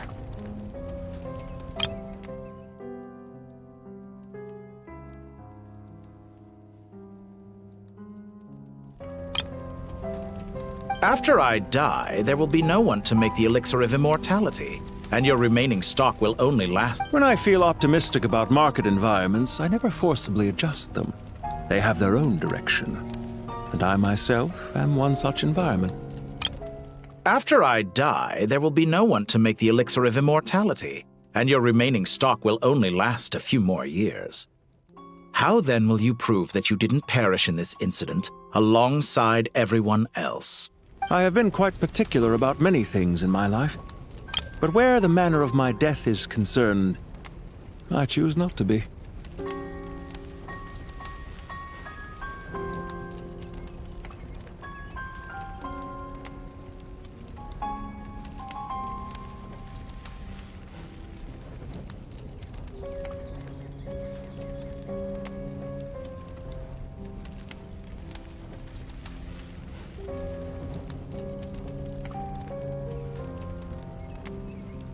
You make yourself sound so magnanimous. Oh, but I am. And I hope you will be too. It may have been a long time since anyone told you this, Dottore, but I recognize that you are a truly rare talent.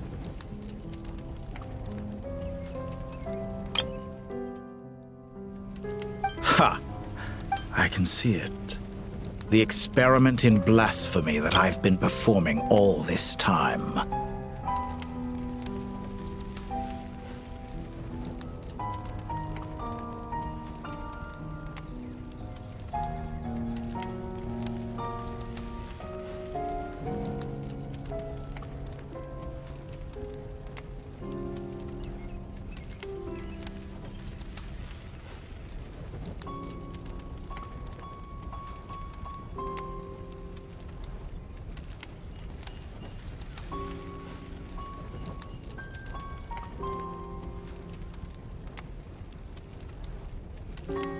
It has been a long process, and I do not care about the results as much as people might imagine.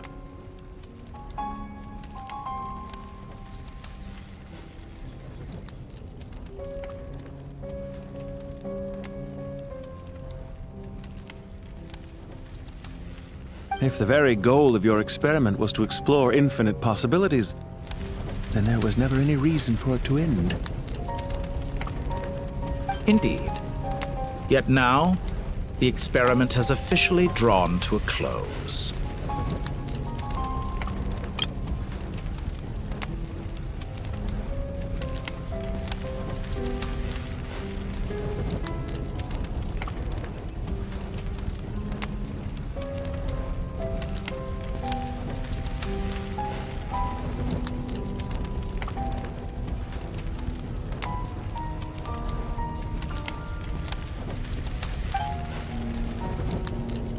What should I call you? Zandik? Or do you prefer Dottore? Suit yourself. Goodbye, Feofan. This time, that's what it truly is. And don't I know it? Goodbye, Zandik.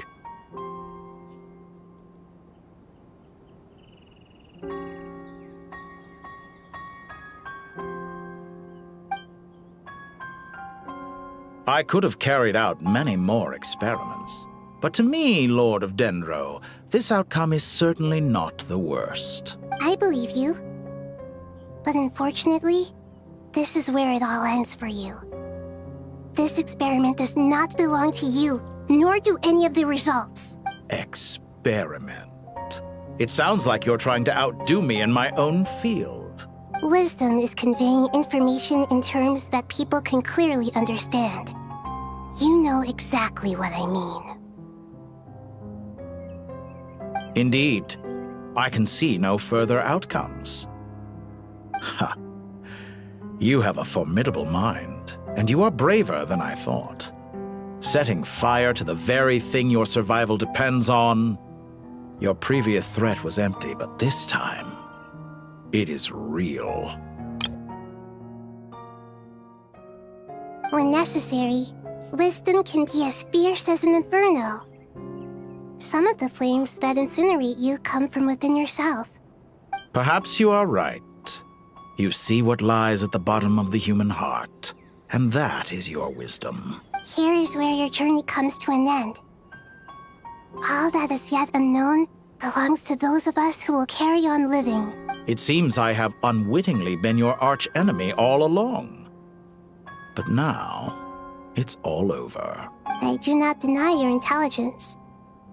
But what you refer to as experiments, I would never describe in those terms. They are events that take place in the real world, and they are so much more than mere data. Goodbye.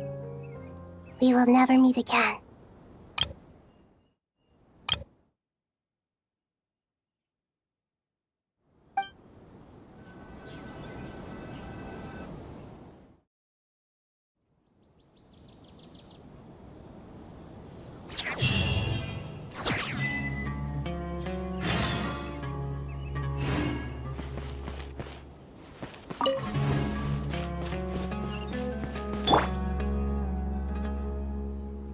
Well, that's the last of them.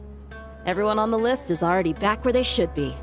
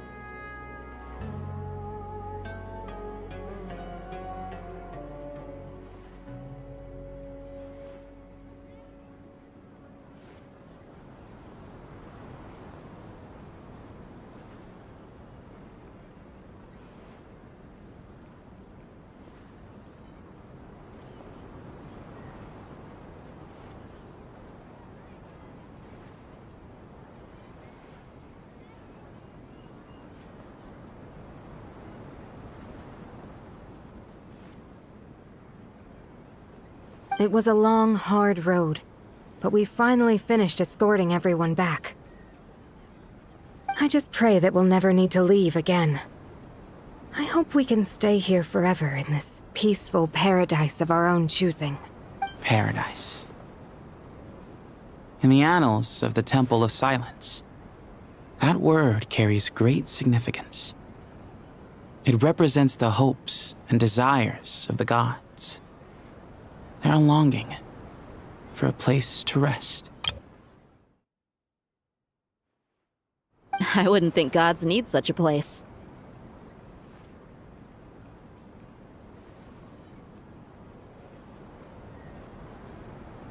People always think they're the only ones who can lose their homes. They forget that gods too need a place to reside. As the Goat King once said, "A god without his people shall cease to exist." Gods need their believers every bit as much as their believers need them. Only we can truly understand how much the desert faith has faded over the centuries. But we still talk about the gods as though they're part of our lives.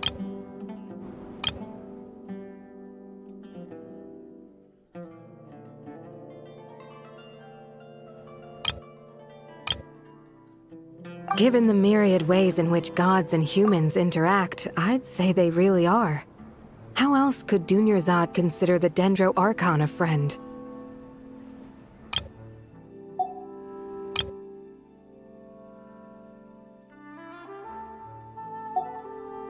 Well, that sounds about right to me. Describing them as friends sure makes us feel a whole lot closer. If you told me a few years back that I'd have this many friends, I'd have called you a liar. Belief is a choice, just like friendship. We've made our choices through battle. The right ones, wouldn't you say?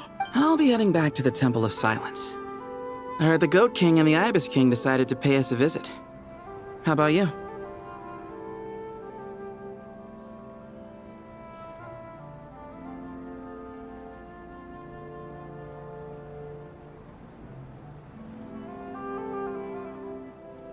It's back to Aru Village for us.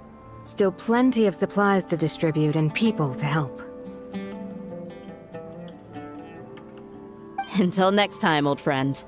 As long as you can find the time, you're always welcome to visit us in Aru Village. Right back at you. Make sure to drop by the Temple of Silence the next time you're free. Where it is that 2 of the other 7 pillars, Shezapang and Bennu, might also be dropping by. Since you're wearing the symbols of their power, it'd only be fitting if you came to see them for yourself.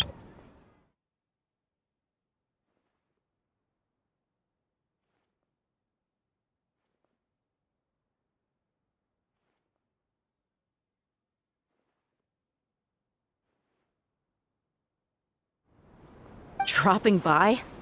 That makes it sound like they're visiting a neighbor's home. Well, the temple was founded by Hermanubis, so I guess to them, that's exactly what it is. Guess that's true. All right. We'll make sure to find time to stop by.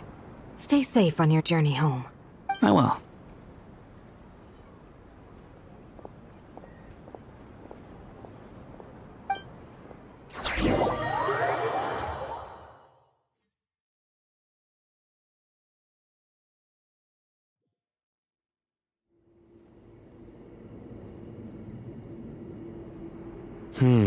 You do have a point. See? Retirement has always been a problem, especially for old-timers like us who've been locked away all these years. You finally step out into the light, and bam! You're face to face with a whole different world. Naturally. What do you think, Layla? Huh? Why? Ask me, how could I possibly be qualified to decide where the servants of King Deshret? Sorry if my question was unclear. Do you think their statues will stand out too much if we place them here? Hey, I never agreed to this. How could we possibly allow our statues to be left in Hermanubis' home? That would be like breaking into someone's house, then pretending it belonged to you in the first place. Different beliefs can coexist. We still need to respect one another. By which you mean, you two plan to stay at the Temple of Silence, for a while at least. But you have no intention of relocating your statues. So, you see this as sort of a family visit? Is that correct? Family. You could say that. In a sense, Hermanubis would view this as his home. Just look at this place. Magnificent, is it not? The sad truth is, in the past, all 3 of us invested so much into misguided ventures. We failed to build what we should have, and wasted so much time instead. And what do you mean by that? I mean that for the most part, time spent associating with the likes of Sobek and, let's say, Thoth, might reasonably be considered wasted.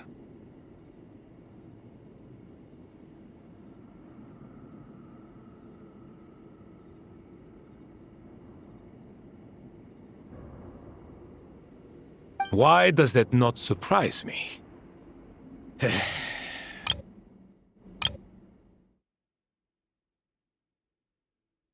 Anyway, given how much time we'll all be spending together, I'd say that the bonds we built will end up proving to have been a sound investment. Once Sethos, the current leader of the Temple of Silence, returns, you can discuss the matter of staying here with him. But judging by the expressions of everyone here, I imagine you'll receive a very warm welcome. This sacred ground houses untold knowledge, after all. What better place for the servants of King Deshret to appear in the mortal world? How about we share a meal together first? I imagine it's been many years since you last tasted fresh food. Oh, that sounds wonderful! After so many hundreds of years, I can only surmise that desert cuisine has become a lot more varied. Are we having a get-together? If you'd like, I can help prepare some food. After all, Lord Thoth, you helped me so much in the desert, and I still haven't properly thanked you. Oh, my, that would be wonderful. I'm touched that you still remember. How the times have changed. To the people of today, it seems the Ibis King has become a kind and passionate god. And you, Mr. Herreshoff? What kind of god do you wish to be? To be honest, I haven't given it much thought. How about you, Dendro Archon? Do you have any hopes for your future? Me? I'm very happy with my current life. Forgive my bluntness, but you do not seem to derive your authority from majesty and might, like Lord Al-Ahmar. Clearly your approach has its advantages, but also its dangers, don't you think? I do, but projecting a majestic front doesn't really suit me. Besides, my relationship with others isn't simply one of a god and her people.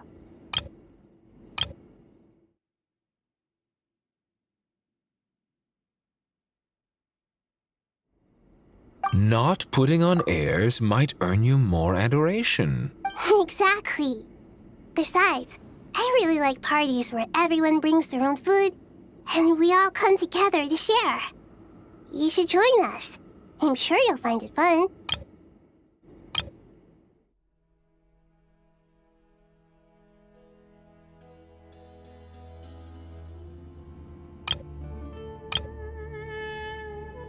Last time when we got together for a picnic near the Avidia Forest, it was quite the occasion.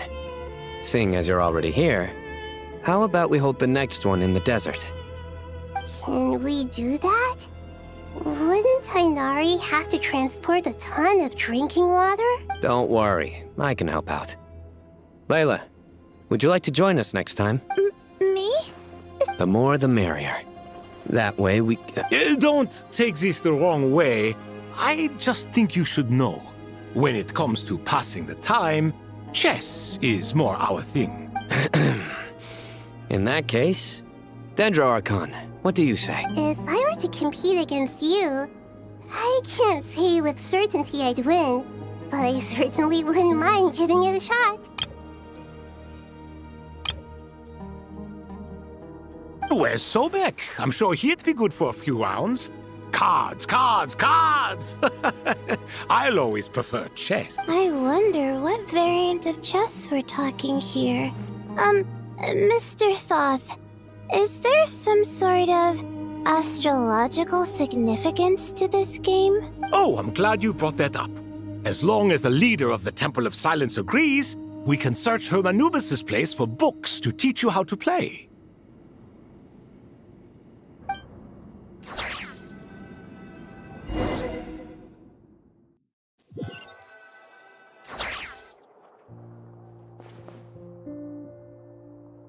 Such devastation visited on Sumeru City. So many houses destroyed or damaged in the fighting. Who could have foreseen this? Look at all of this. It's going to take me forever to tidy up. I suppose living below the academia doesn't always work out to your advantage. I would have thought a little appreciation of my sincerity and effort in helping to clean up this mess might be in order.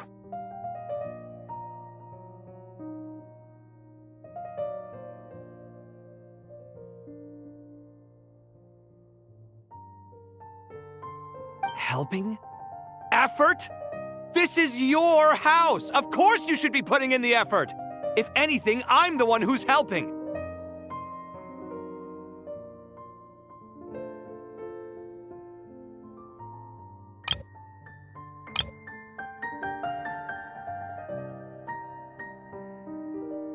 So you see yourself as just a helper in this situation. I must admit, I'm rather shocked. If you're trying to say that since I live here too, I have an obligation to tidy up, fine. I suppose I do. Wait a second, stop changing the subject. Nevertheless, in the wake of a great storm, a missing roof is a predictable inconvenience. Can you stop making it seem like I care more about this house than you do? Doesn't it upset you at all to see your home in this state?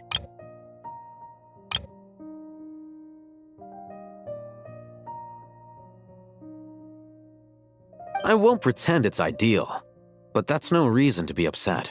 This is the roof over your head, your shelter from the cold. The furniture is scattered, the paintings have fallen off the walls, the windows are shattered.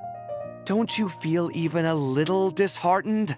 The way I see it, these problems are easily solved. Ugh, this is precisely why I hate talking to you about sentimental things.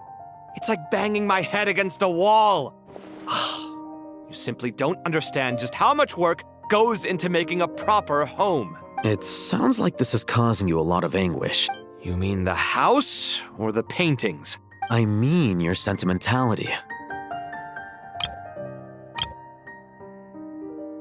Oh, well, yes. But I'd rather not dwell on such things right now. Generally speaking, when anguish becomes the norm, people usually make an attempt to improve their situation.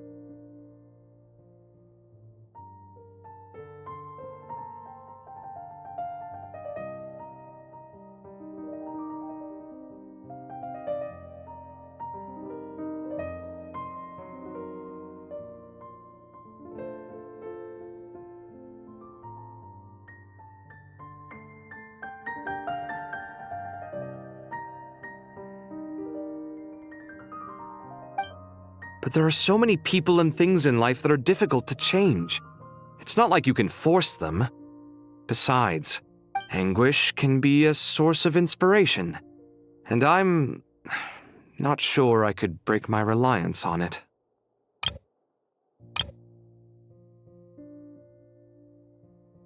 I'm glad you're able to make yourself think like that. What kind of a response is that? I was stating a profound truth about the very nature of art. Suffering is the cradle of all creation. Even you can't deny that. And I wasn't trying to. I'm just happy for you. Pure and simple. Can't you tell?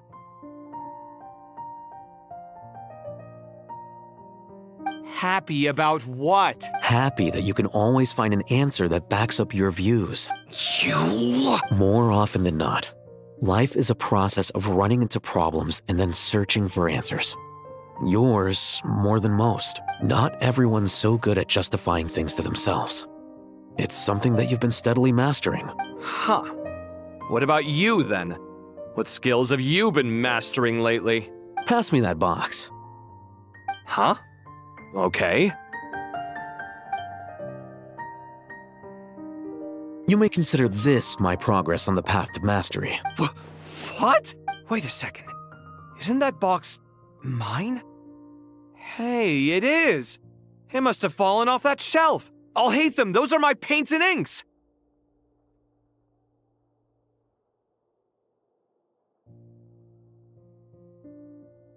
Would you like me to put it in your bedroom for you?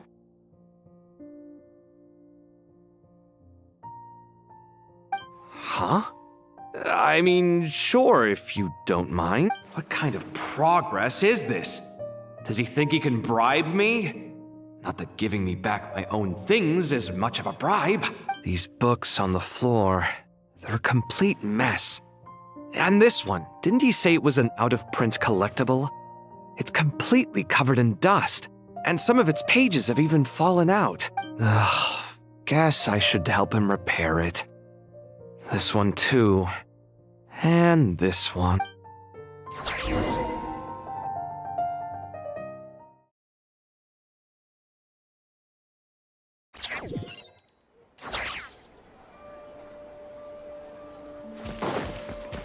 On me! Local subter beasts, imported goods, such a bright future ahead. I can picture the Mora just rolling in. You do realize you sound like a choking cow? It's called being imposing. Can't you feel it? Are you not intimidated? Oh, I'm positively shaking in my sandals. What commands do you have for me, oh mighty Lord Sangama Bay? You've got a lot of nerve, Nefer. You went and told Candace and the others everything, didn't you? Seriously, do you have any idea how differently they see me now? Surely that's a good thing. I presume they're more disposed to actually like you now. Maybe even view you as a friend. You traded my secret for sympathy! Thanks to you, I've lost every last shred of my mercantile majesty. How am I supposed to make anyone think I'm a big, scary investor now? The dark days of Lord Sangama Bay are behind you. Why not take this chance to make a few honest friends? Speaking of friends, since when did the notorious Lady Nefer gain such an admiration for holier-than-thou types? A moon chanter here, an angel there? Who'd have thought it? A coming together of fates, nothing more. No need to throw around accusations of admiration. Forget it. You're right about one thing at least. Making friends is never a bad thing for a merchant. So, I really took a loss this time. I'm trying to see if you're really crying, or a little birdie told me that when Lord Sangama Bay makes money, the tears flow from the center of her eyes. But when she loses it, they flow from the corners. Ugh, you are so annoying. I'm not talking to you anymore. Nefer, thank goodness you're here. I've been looking everywhere for you. Huh? Well. If it— Oh, no, I'm not here to buy. I'm here to bring Lady Nefer a book, and a fascinating one at that. We agreed to meet at the entrance to the mausoleum of King Deshret. Reasoning knows not time of day, but suspense always follows a blizzard. That's quite the mouthful. Huh? Isn't that— It was all the rage for a while. People throughout the city were clamoring to get their hands on a copy. The names inside were all circled. Everyone thought it was a riddle. Don't bring up that book in my presence. I don't even want to hear its name. That thing was nothing but a scam. Surprisingly enough, I've actually heard of this book, though it doesn't seem of much consequence. So what truth lies behind it? You're from the Vahumana and you're asking me what the truth is? I'd say the actual truth was about the least important part of the whole episode. I brought you this book because it probably has the most interesting backstory of any in the House of Dana's collection, at least in recent years. As for its quality, well, you can judge that for yourself. Don't tell me it's actually any good. You may not know this, Lord Sangamabe, but Lady Nefer has a fondness for books with... how should I put this? Mixed reviews? No eye for good literature. Huh. Perhaps she feels that bad books hide interesting secrets? But I shouldn't put words in her mouth. It's probably fair to say she prefers the conversations that...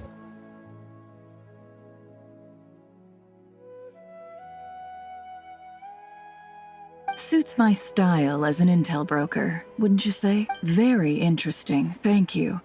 I'll return it to you once I'm done reading. And as it happens, I have something for you, too. Incense?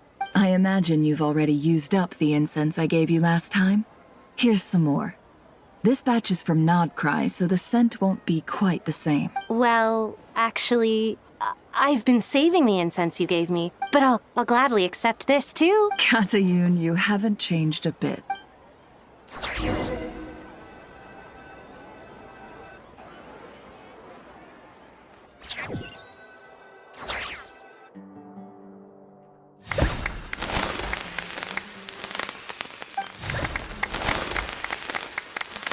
Congratulations, Kale. Well done, Kale. After studying for so long, you finally become a full-fledged ranger. Sure hasn't been easy for you, huh? This really is fantastic news. All grown up. No longer a trainee, but an official forest ranger. Oh, the next step is to secure tenure in the academia.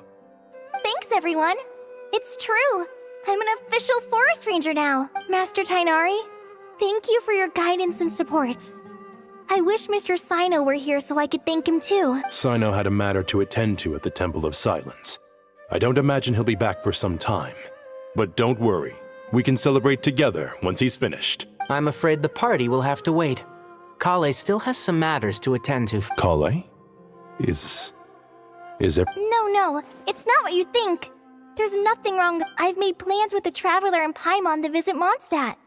Master Tainari and Mr. Sino will be accompanying us too. Well, that's a relief. Let's get together when everyone's back. I'm sure you'll be doing even better by then. Of course. I have a feeling you're right.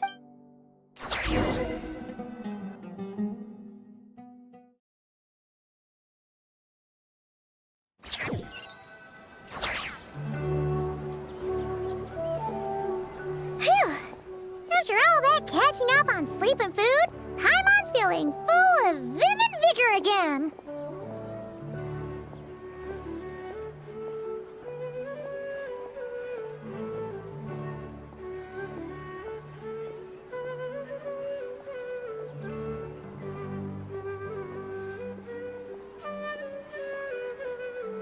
For someone who spends so much time resting, your recovery routine is surprisingly simple. Hey! Paimon's been working her butt off too, you know. She flew all over the city helping everyone out.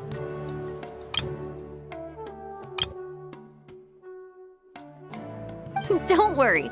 I saw how hard you worked. All right. We all know you're the most hardworking person in Tavad. As long as you're rested and full, that's what really matters. Paimon's been looking around the place, and it seems like the city's already on the mend. But Paimon's been wondering how Nahida's doing. We should check in on her.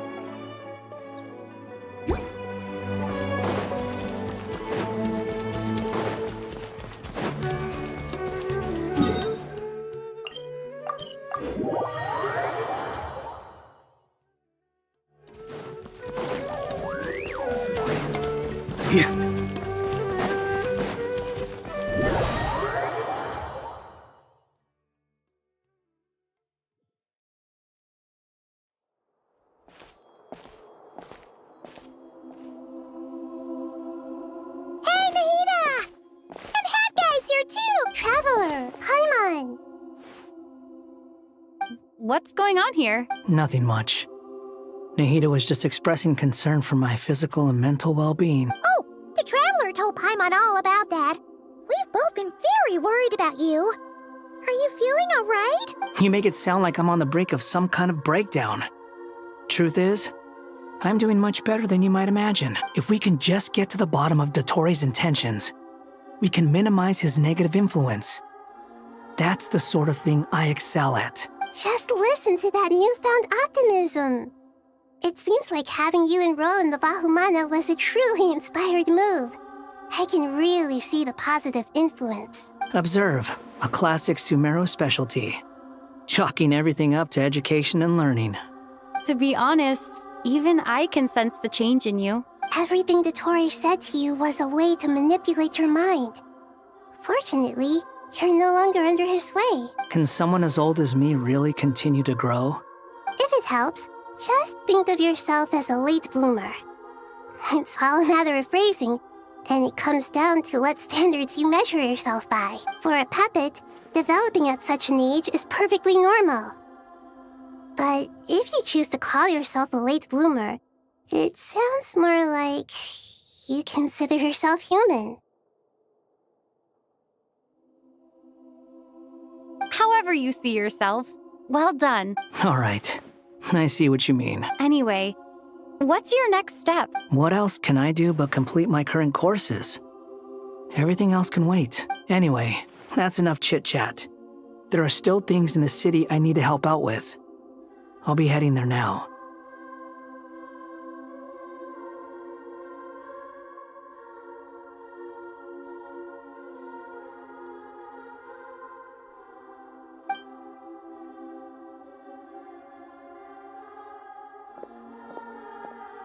I'm so happy that Hat Guy is doing better than we thought.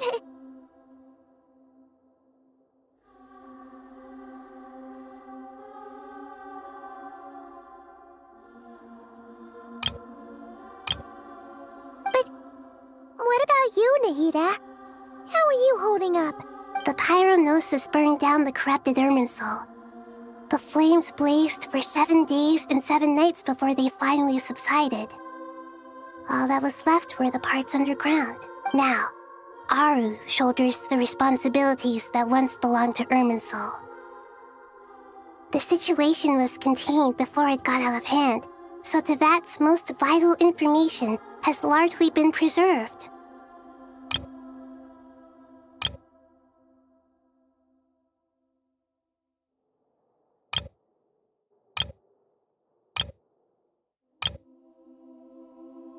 Irminsul has a strong influence over you, doesn't it?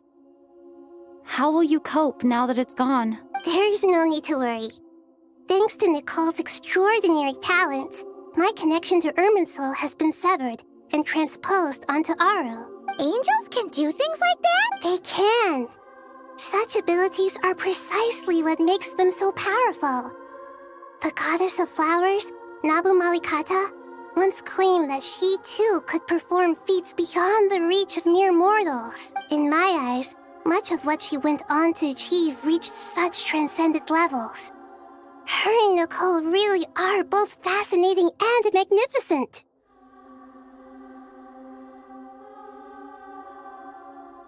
So, does that mean your situation is stable now? Correct. Just imagine that Aru has become the new Irminsul, and the essence of my existence has been bound to it.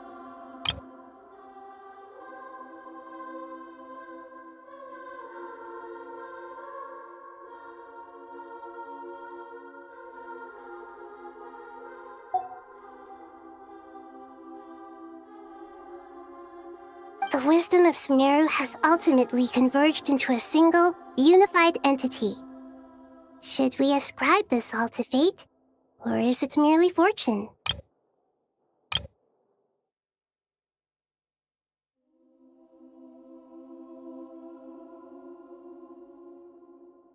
Whatever it is, the important thing is that you're okay, Nahida. Dendro Archon, Lesser Lord Kusanali. Oh, thank goodness you're here. Greetings, Traveler and Paimon. Sir Nevis, Do you have something urgent to say? Yes, there's something I need to report. We've received a message from Snezhnaya.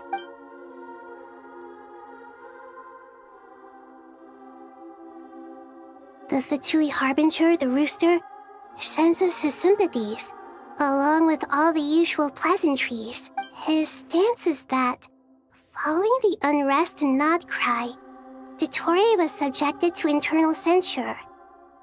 This madness was the act of a rogue element, one who cannot be seen to represent the Zapoliarny Palace. No less than can be expected. Snezhnaya paid a heavy price working to stop him.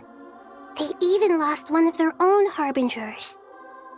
The letter goes on to say that even so, Snezhnaya cannot claim to be blameless.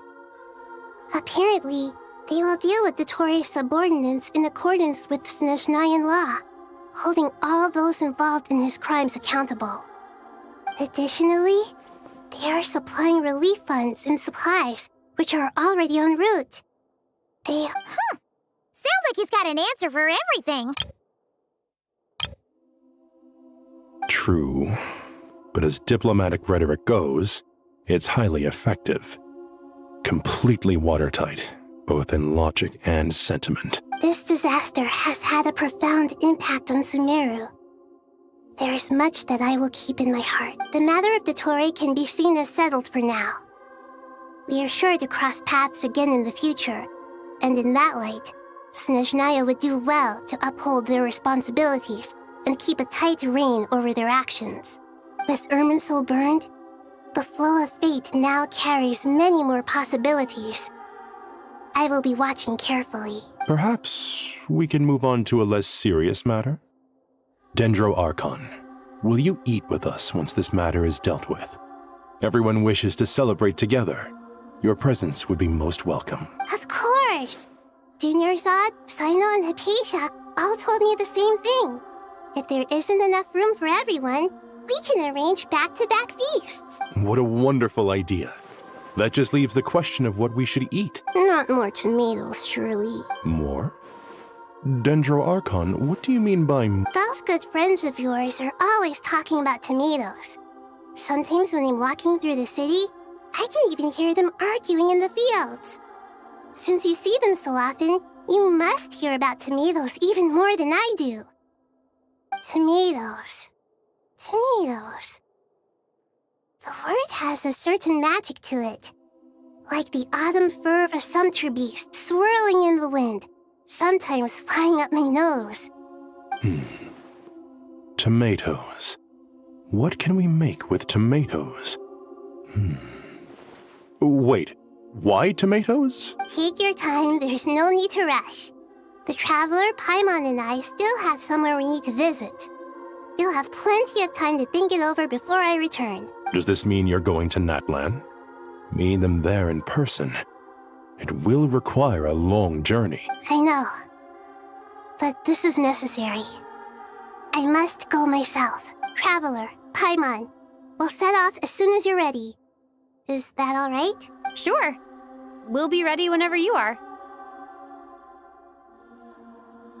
You'll hear no objections from Paimon. We should grab some snacks along the way, though. It'll be just like going on a long holiday. Wonderful. I'm looking forward to this so much.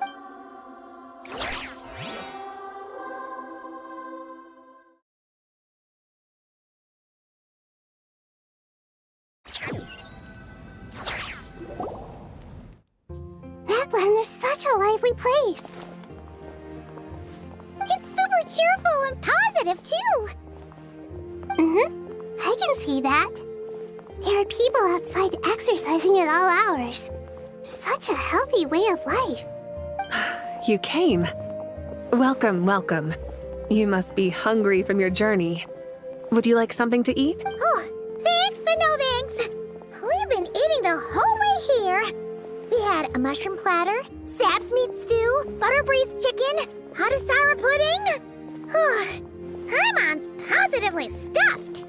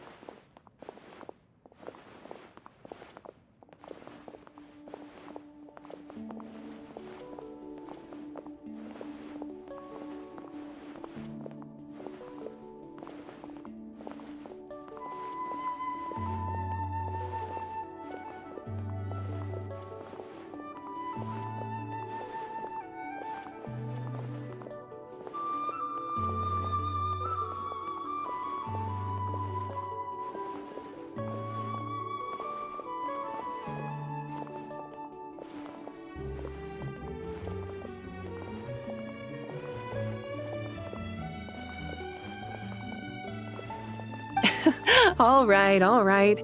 No need for all that detail. I'm starting to get hungry myself. Maybe later then. We can wait till everyone's got an appetite. Then I'll head out for a meal together. Sounds like a plan. Let's find somewhere to sit down.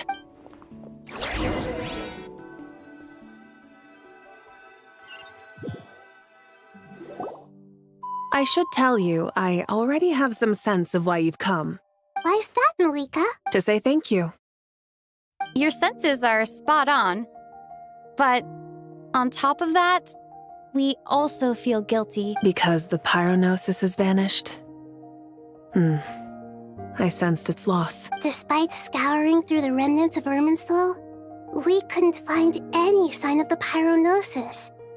Not even any trace of it burning to ash. That's certainly unusual. Still, the potential fallout from Irminsul's loss is significant, to say the least. Perhaps the pyronosis's disappearance is simply a knock-on effect of the impact it's had on a certain strand of fate. There's no need to feel guilty. We were clear that this time, there was to be no returning, only giving. Pure— Thank you really is a fascinating phrase. We use it to express gratitude for the smallest of things. Yet, when faced with a kindness too immense to describe, we use exactly the same words. It's not that we lack other means of expression. It's that when we truly need to express our feelings, the simplest and purest words are always the most powerful. You're right. In Natlan, we prefer simple expressions too. Companionship, friendship, support. They might not sound fancy, but the sentiment behind them is sincere. That's wonderful to hear. Sincere feelings are often a vehicle for the deepest wisdom of all. Irminsul's destruction doesn't seem to have done you much harm.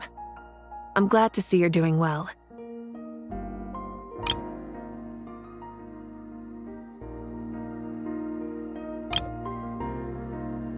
There's still a lot of work to do, but before we begin, we felt it was important to come here and speak with you. Partly to express our gratitude, but also because we felt that seeing you, in a sense, is like basking in warm sunlight. That's a nice way of putting it. I like that. To tell you the truth, though, I'm not a fan of somber meetings. So, since there's nothing more to say, why don't we go bask in some actual sunlight? The weather's beautiful today. What a great idea! Paimon's gonna lie back and soak up some rain!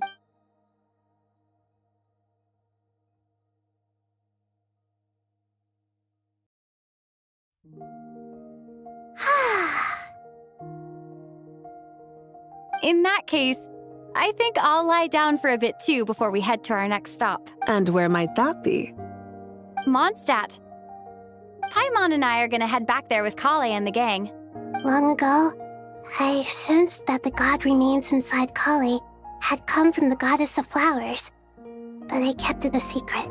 Those remains weren't hurting Kale, not as she is now. They simply exist. Besides, I could sense a deep yearning within her. A yearning for an ordinary life. A yearning to hold on to the hard-won happiness she now enjoys. With someone like her, I have a responsibility to keep her secret. She should be ready to face the truth by now. Whenever people meet, there is always the potential to create warmth and kindness. Every child grows up, but even as adults, they are still children in the eyes of certain people. Oh, just like how Paimon sometimes sees Nahida as a little kid. Is that so? Well, anyone who's friends with a kid is probably a kid themselves. Of course! And there's nothing wrong with that. When we get back, we'll actually be hanging out with another of our friends who happens to be a kid. Or more like looking after, in her case. Anyway, we'll always be there to watch out for our friends. Dear Sucrose, when you receive this letter, I'll probably be as busy as always. But busy with wonderful things. That's because I'm no longer a trainee. I'm now an official forest ranger. Impressive, right? Sino said that official rangers sound much tougher than trainees. Though he did say it was already pretty tough to start out with. You probably heard that something big happened in Sumeru recently. Don't worry, it's all been taken care of. We're heading to Mondstadt soon, so if you're free, maybe we could meet up?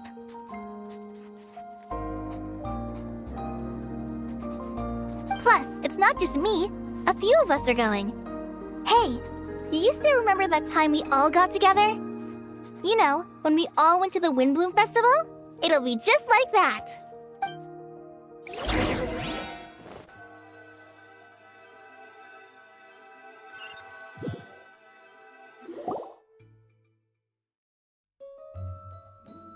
Dainari, is that...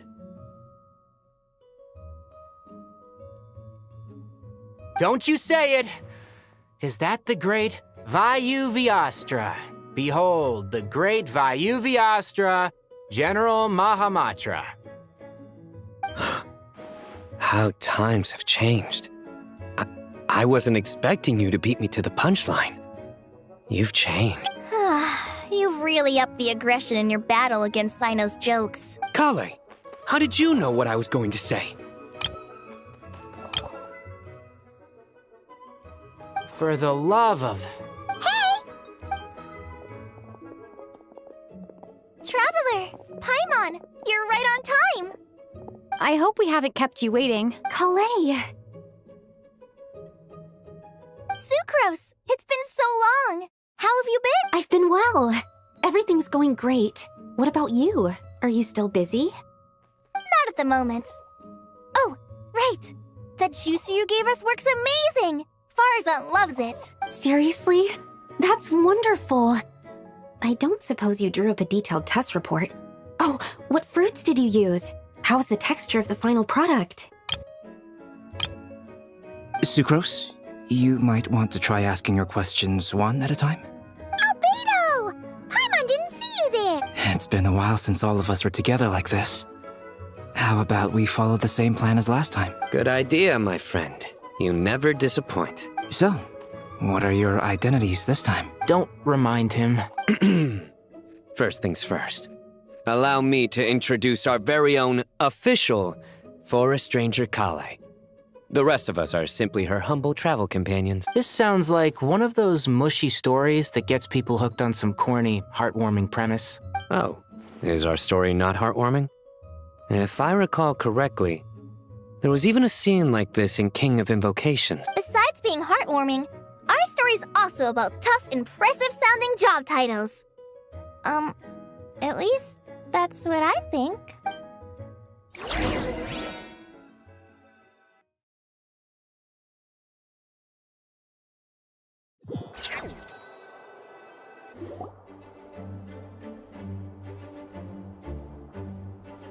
Oh, you're here already? I'm still giving Dodeko a little trim. I won't be a moment. A trim? Does Dodeko need haircuts too? Of course. It's important to know how to take loving care of the apples of your eye. All of these trivial matters get left to me. It's because I'm an angel, and angels are, in a way, the guardians of all Teyvat. Oh, right! Well, that's definitely an impressive-sounding job title. What are you writing? I'm just brainstorming some cool-sounding lines. Oh, write them on these card backs. Of course. Clearly, my lines are pretty amazing, wouldn't you say?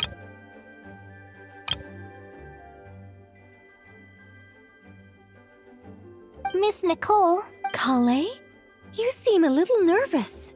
I was just wondering, who was the person you mentioned who needed their wish fulfilled? Wish? Miss Nicole asked if we could meet up in Mondstadt once everything was over. She said a friend of hers... Well, you never mentioned that before. All we knew was that you'd arranged to meet in Mondstadt. But we thought it had something to do with the god remains. To be fair, everything I told you was true. Anyway, my friend is waiting. Come on, let's pay her a visit.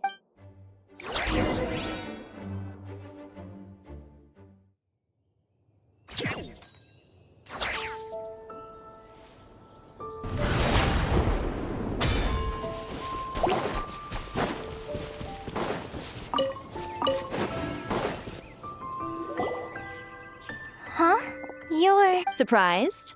I bet you weren't expecting to meet a woman like me beneath this beautiful tree in an oasis will spring from the place where a djinn resides. That saying falls somewhat flat here in Mondstadt, given that everywhere is already so lush and green. Lilupar, what are you doing here? I made friends with Miss Nicole.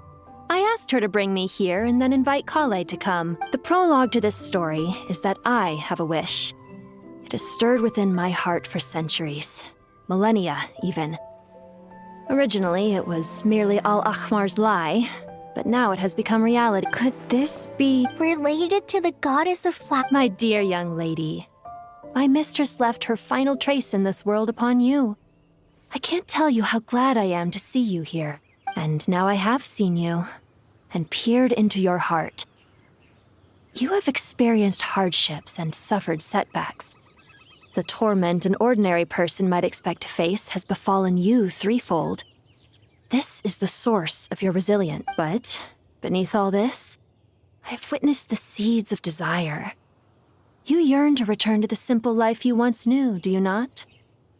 I do. I want to throw away everything that isn't mine. But how do you decide what is yours? The scars that others carve into your flesh? The kindness and love they inscribe? Are these things not yours as well? They are. This is something I've talked about with Miss Nicole. Miss Nicole said I should learn how to adjust my standards. I just want to live as an ordinary human. Anything beyond that isn't mine. Don't you want anything from the remains of the goddess of flowers? She gave me a revelation once.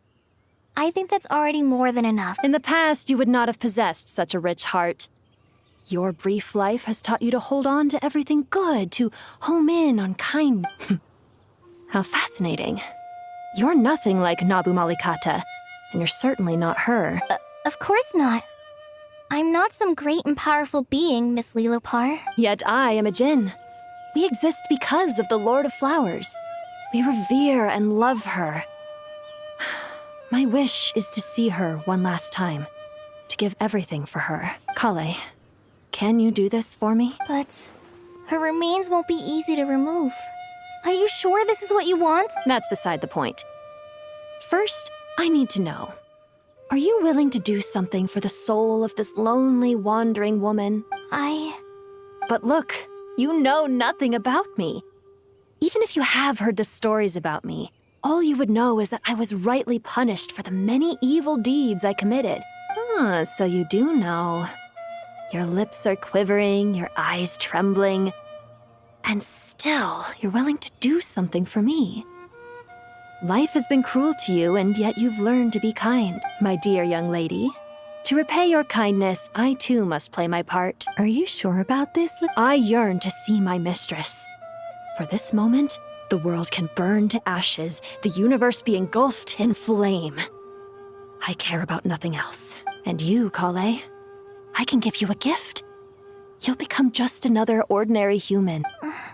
But Miss Lilupar, what will happen to you? My wish will be fulfilled, and I can die happy. Why would you wish for that? A long, unending life might seem desirable for one who has never possessed it, yet it brings torment to one who has.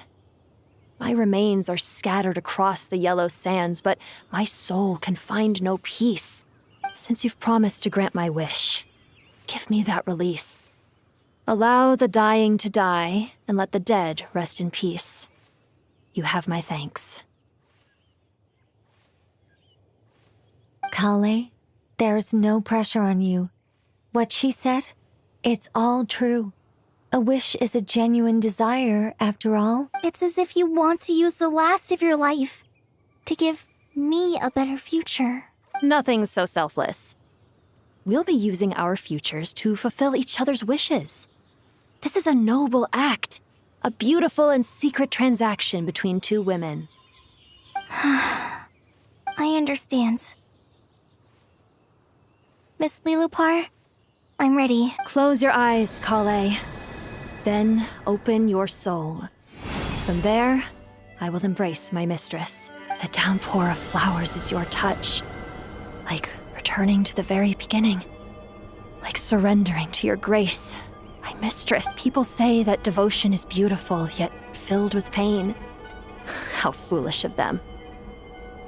For me, devotion is beautiful, pure and painless. Devotion is my love. Thank you.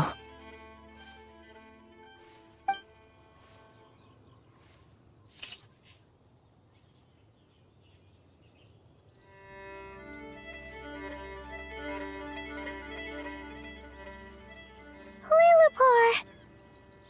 She disappeared? She left, carrying the blessing of flowers. Kale, are you alright? I'm fine. Now that the remains are gone, don't actually feel any different at all. Those remains weren't hurting Kale.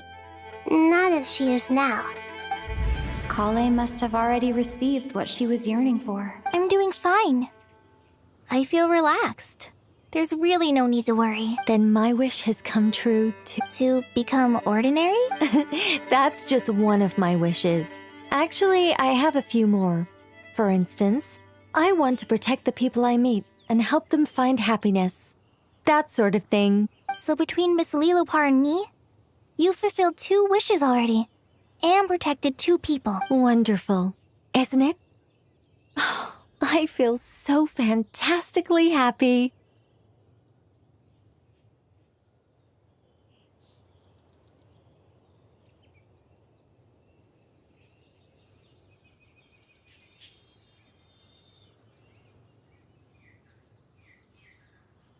I guess that settles things here. So what's next? What do you want to do when we get back to town? Kalei, look who I've brought to see you. Hey, Kalei! I heard you guys were holding some kind of secret event. How come you started without me? Huh? Oh no, it's nothing like that. We were just saying goodbye to an old friend. Really? Who? Me. The old me. So that's what this is all about. Did you come all the way to Mondstadt for that? Because we knew the old you so we could witness the change? Exactly.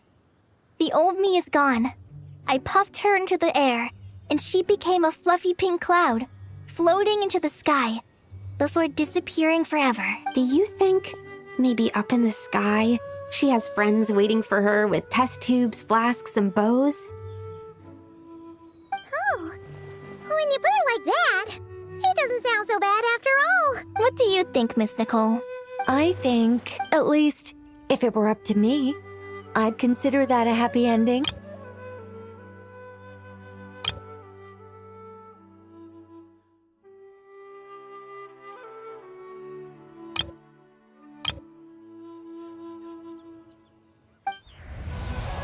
Dear Sucrose, even though my childhood ended long ago, these past few days have really felt like growing up again. I've become stronger, and I feel like I can finally accomplish things by myself. Surely someone as mysterious as you will find a friend like this fascinating? Always growing, always thriving like a plant. I came to say goodbye to my old self. I know that after this, she'll be gone. Thinking about it makes me feel a little lonely. I know the weakness that kept me company will one day leave me too, but somewhere in my heart, I feel a great sense of joy. It feels like I've always wanted to take this step, to walk towards the new me.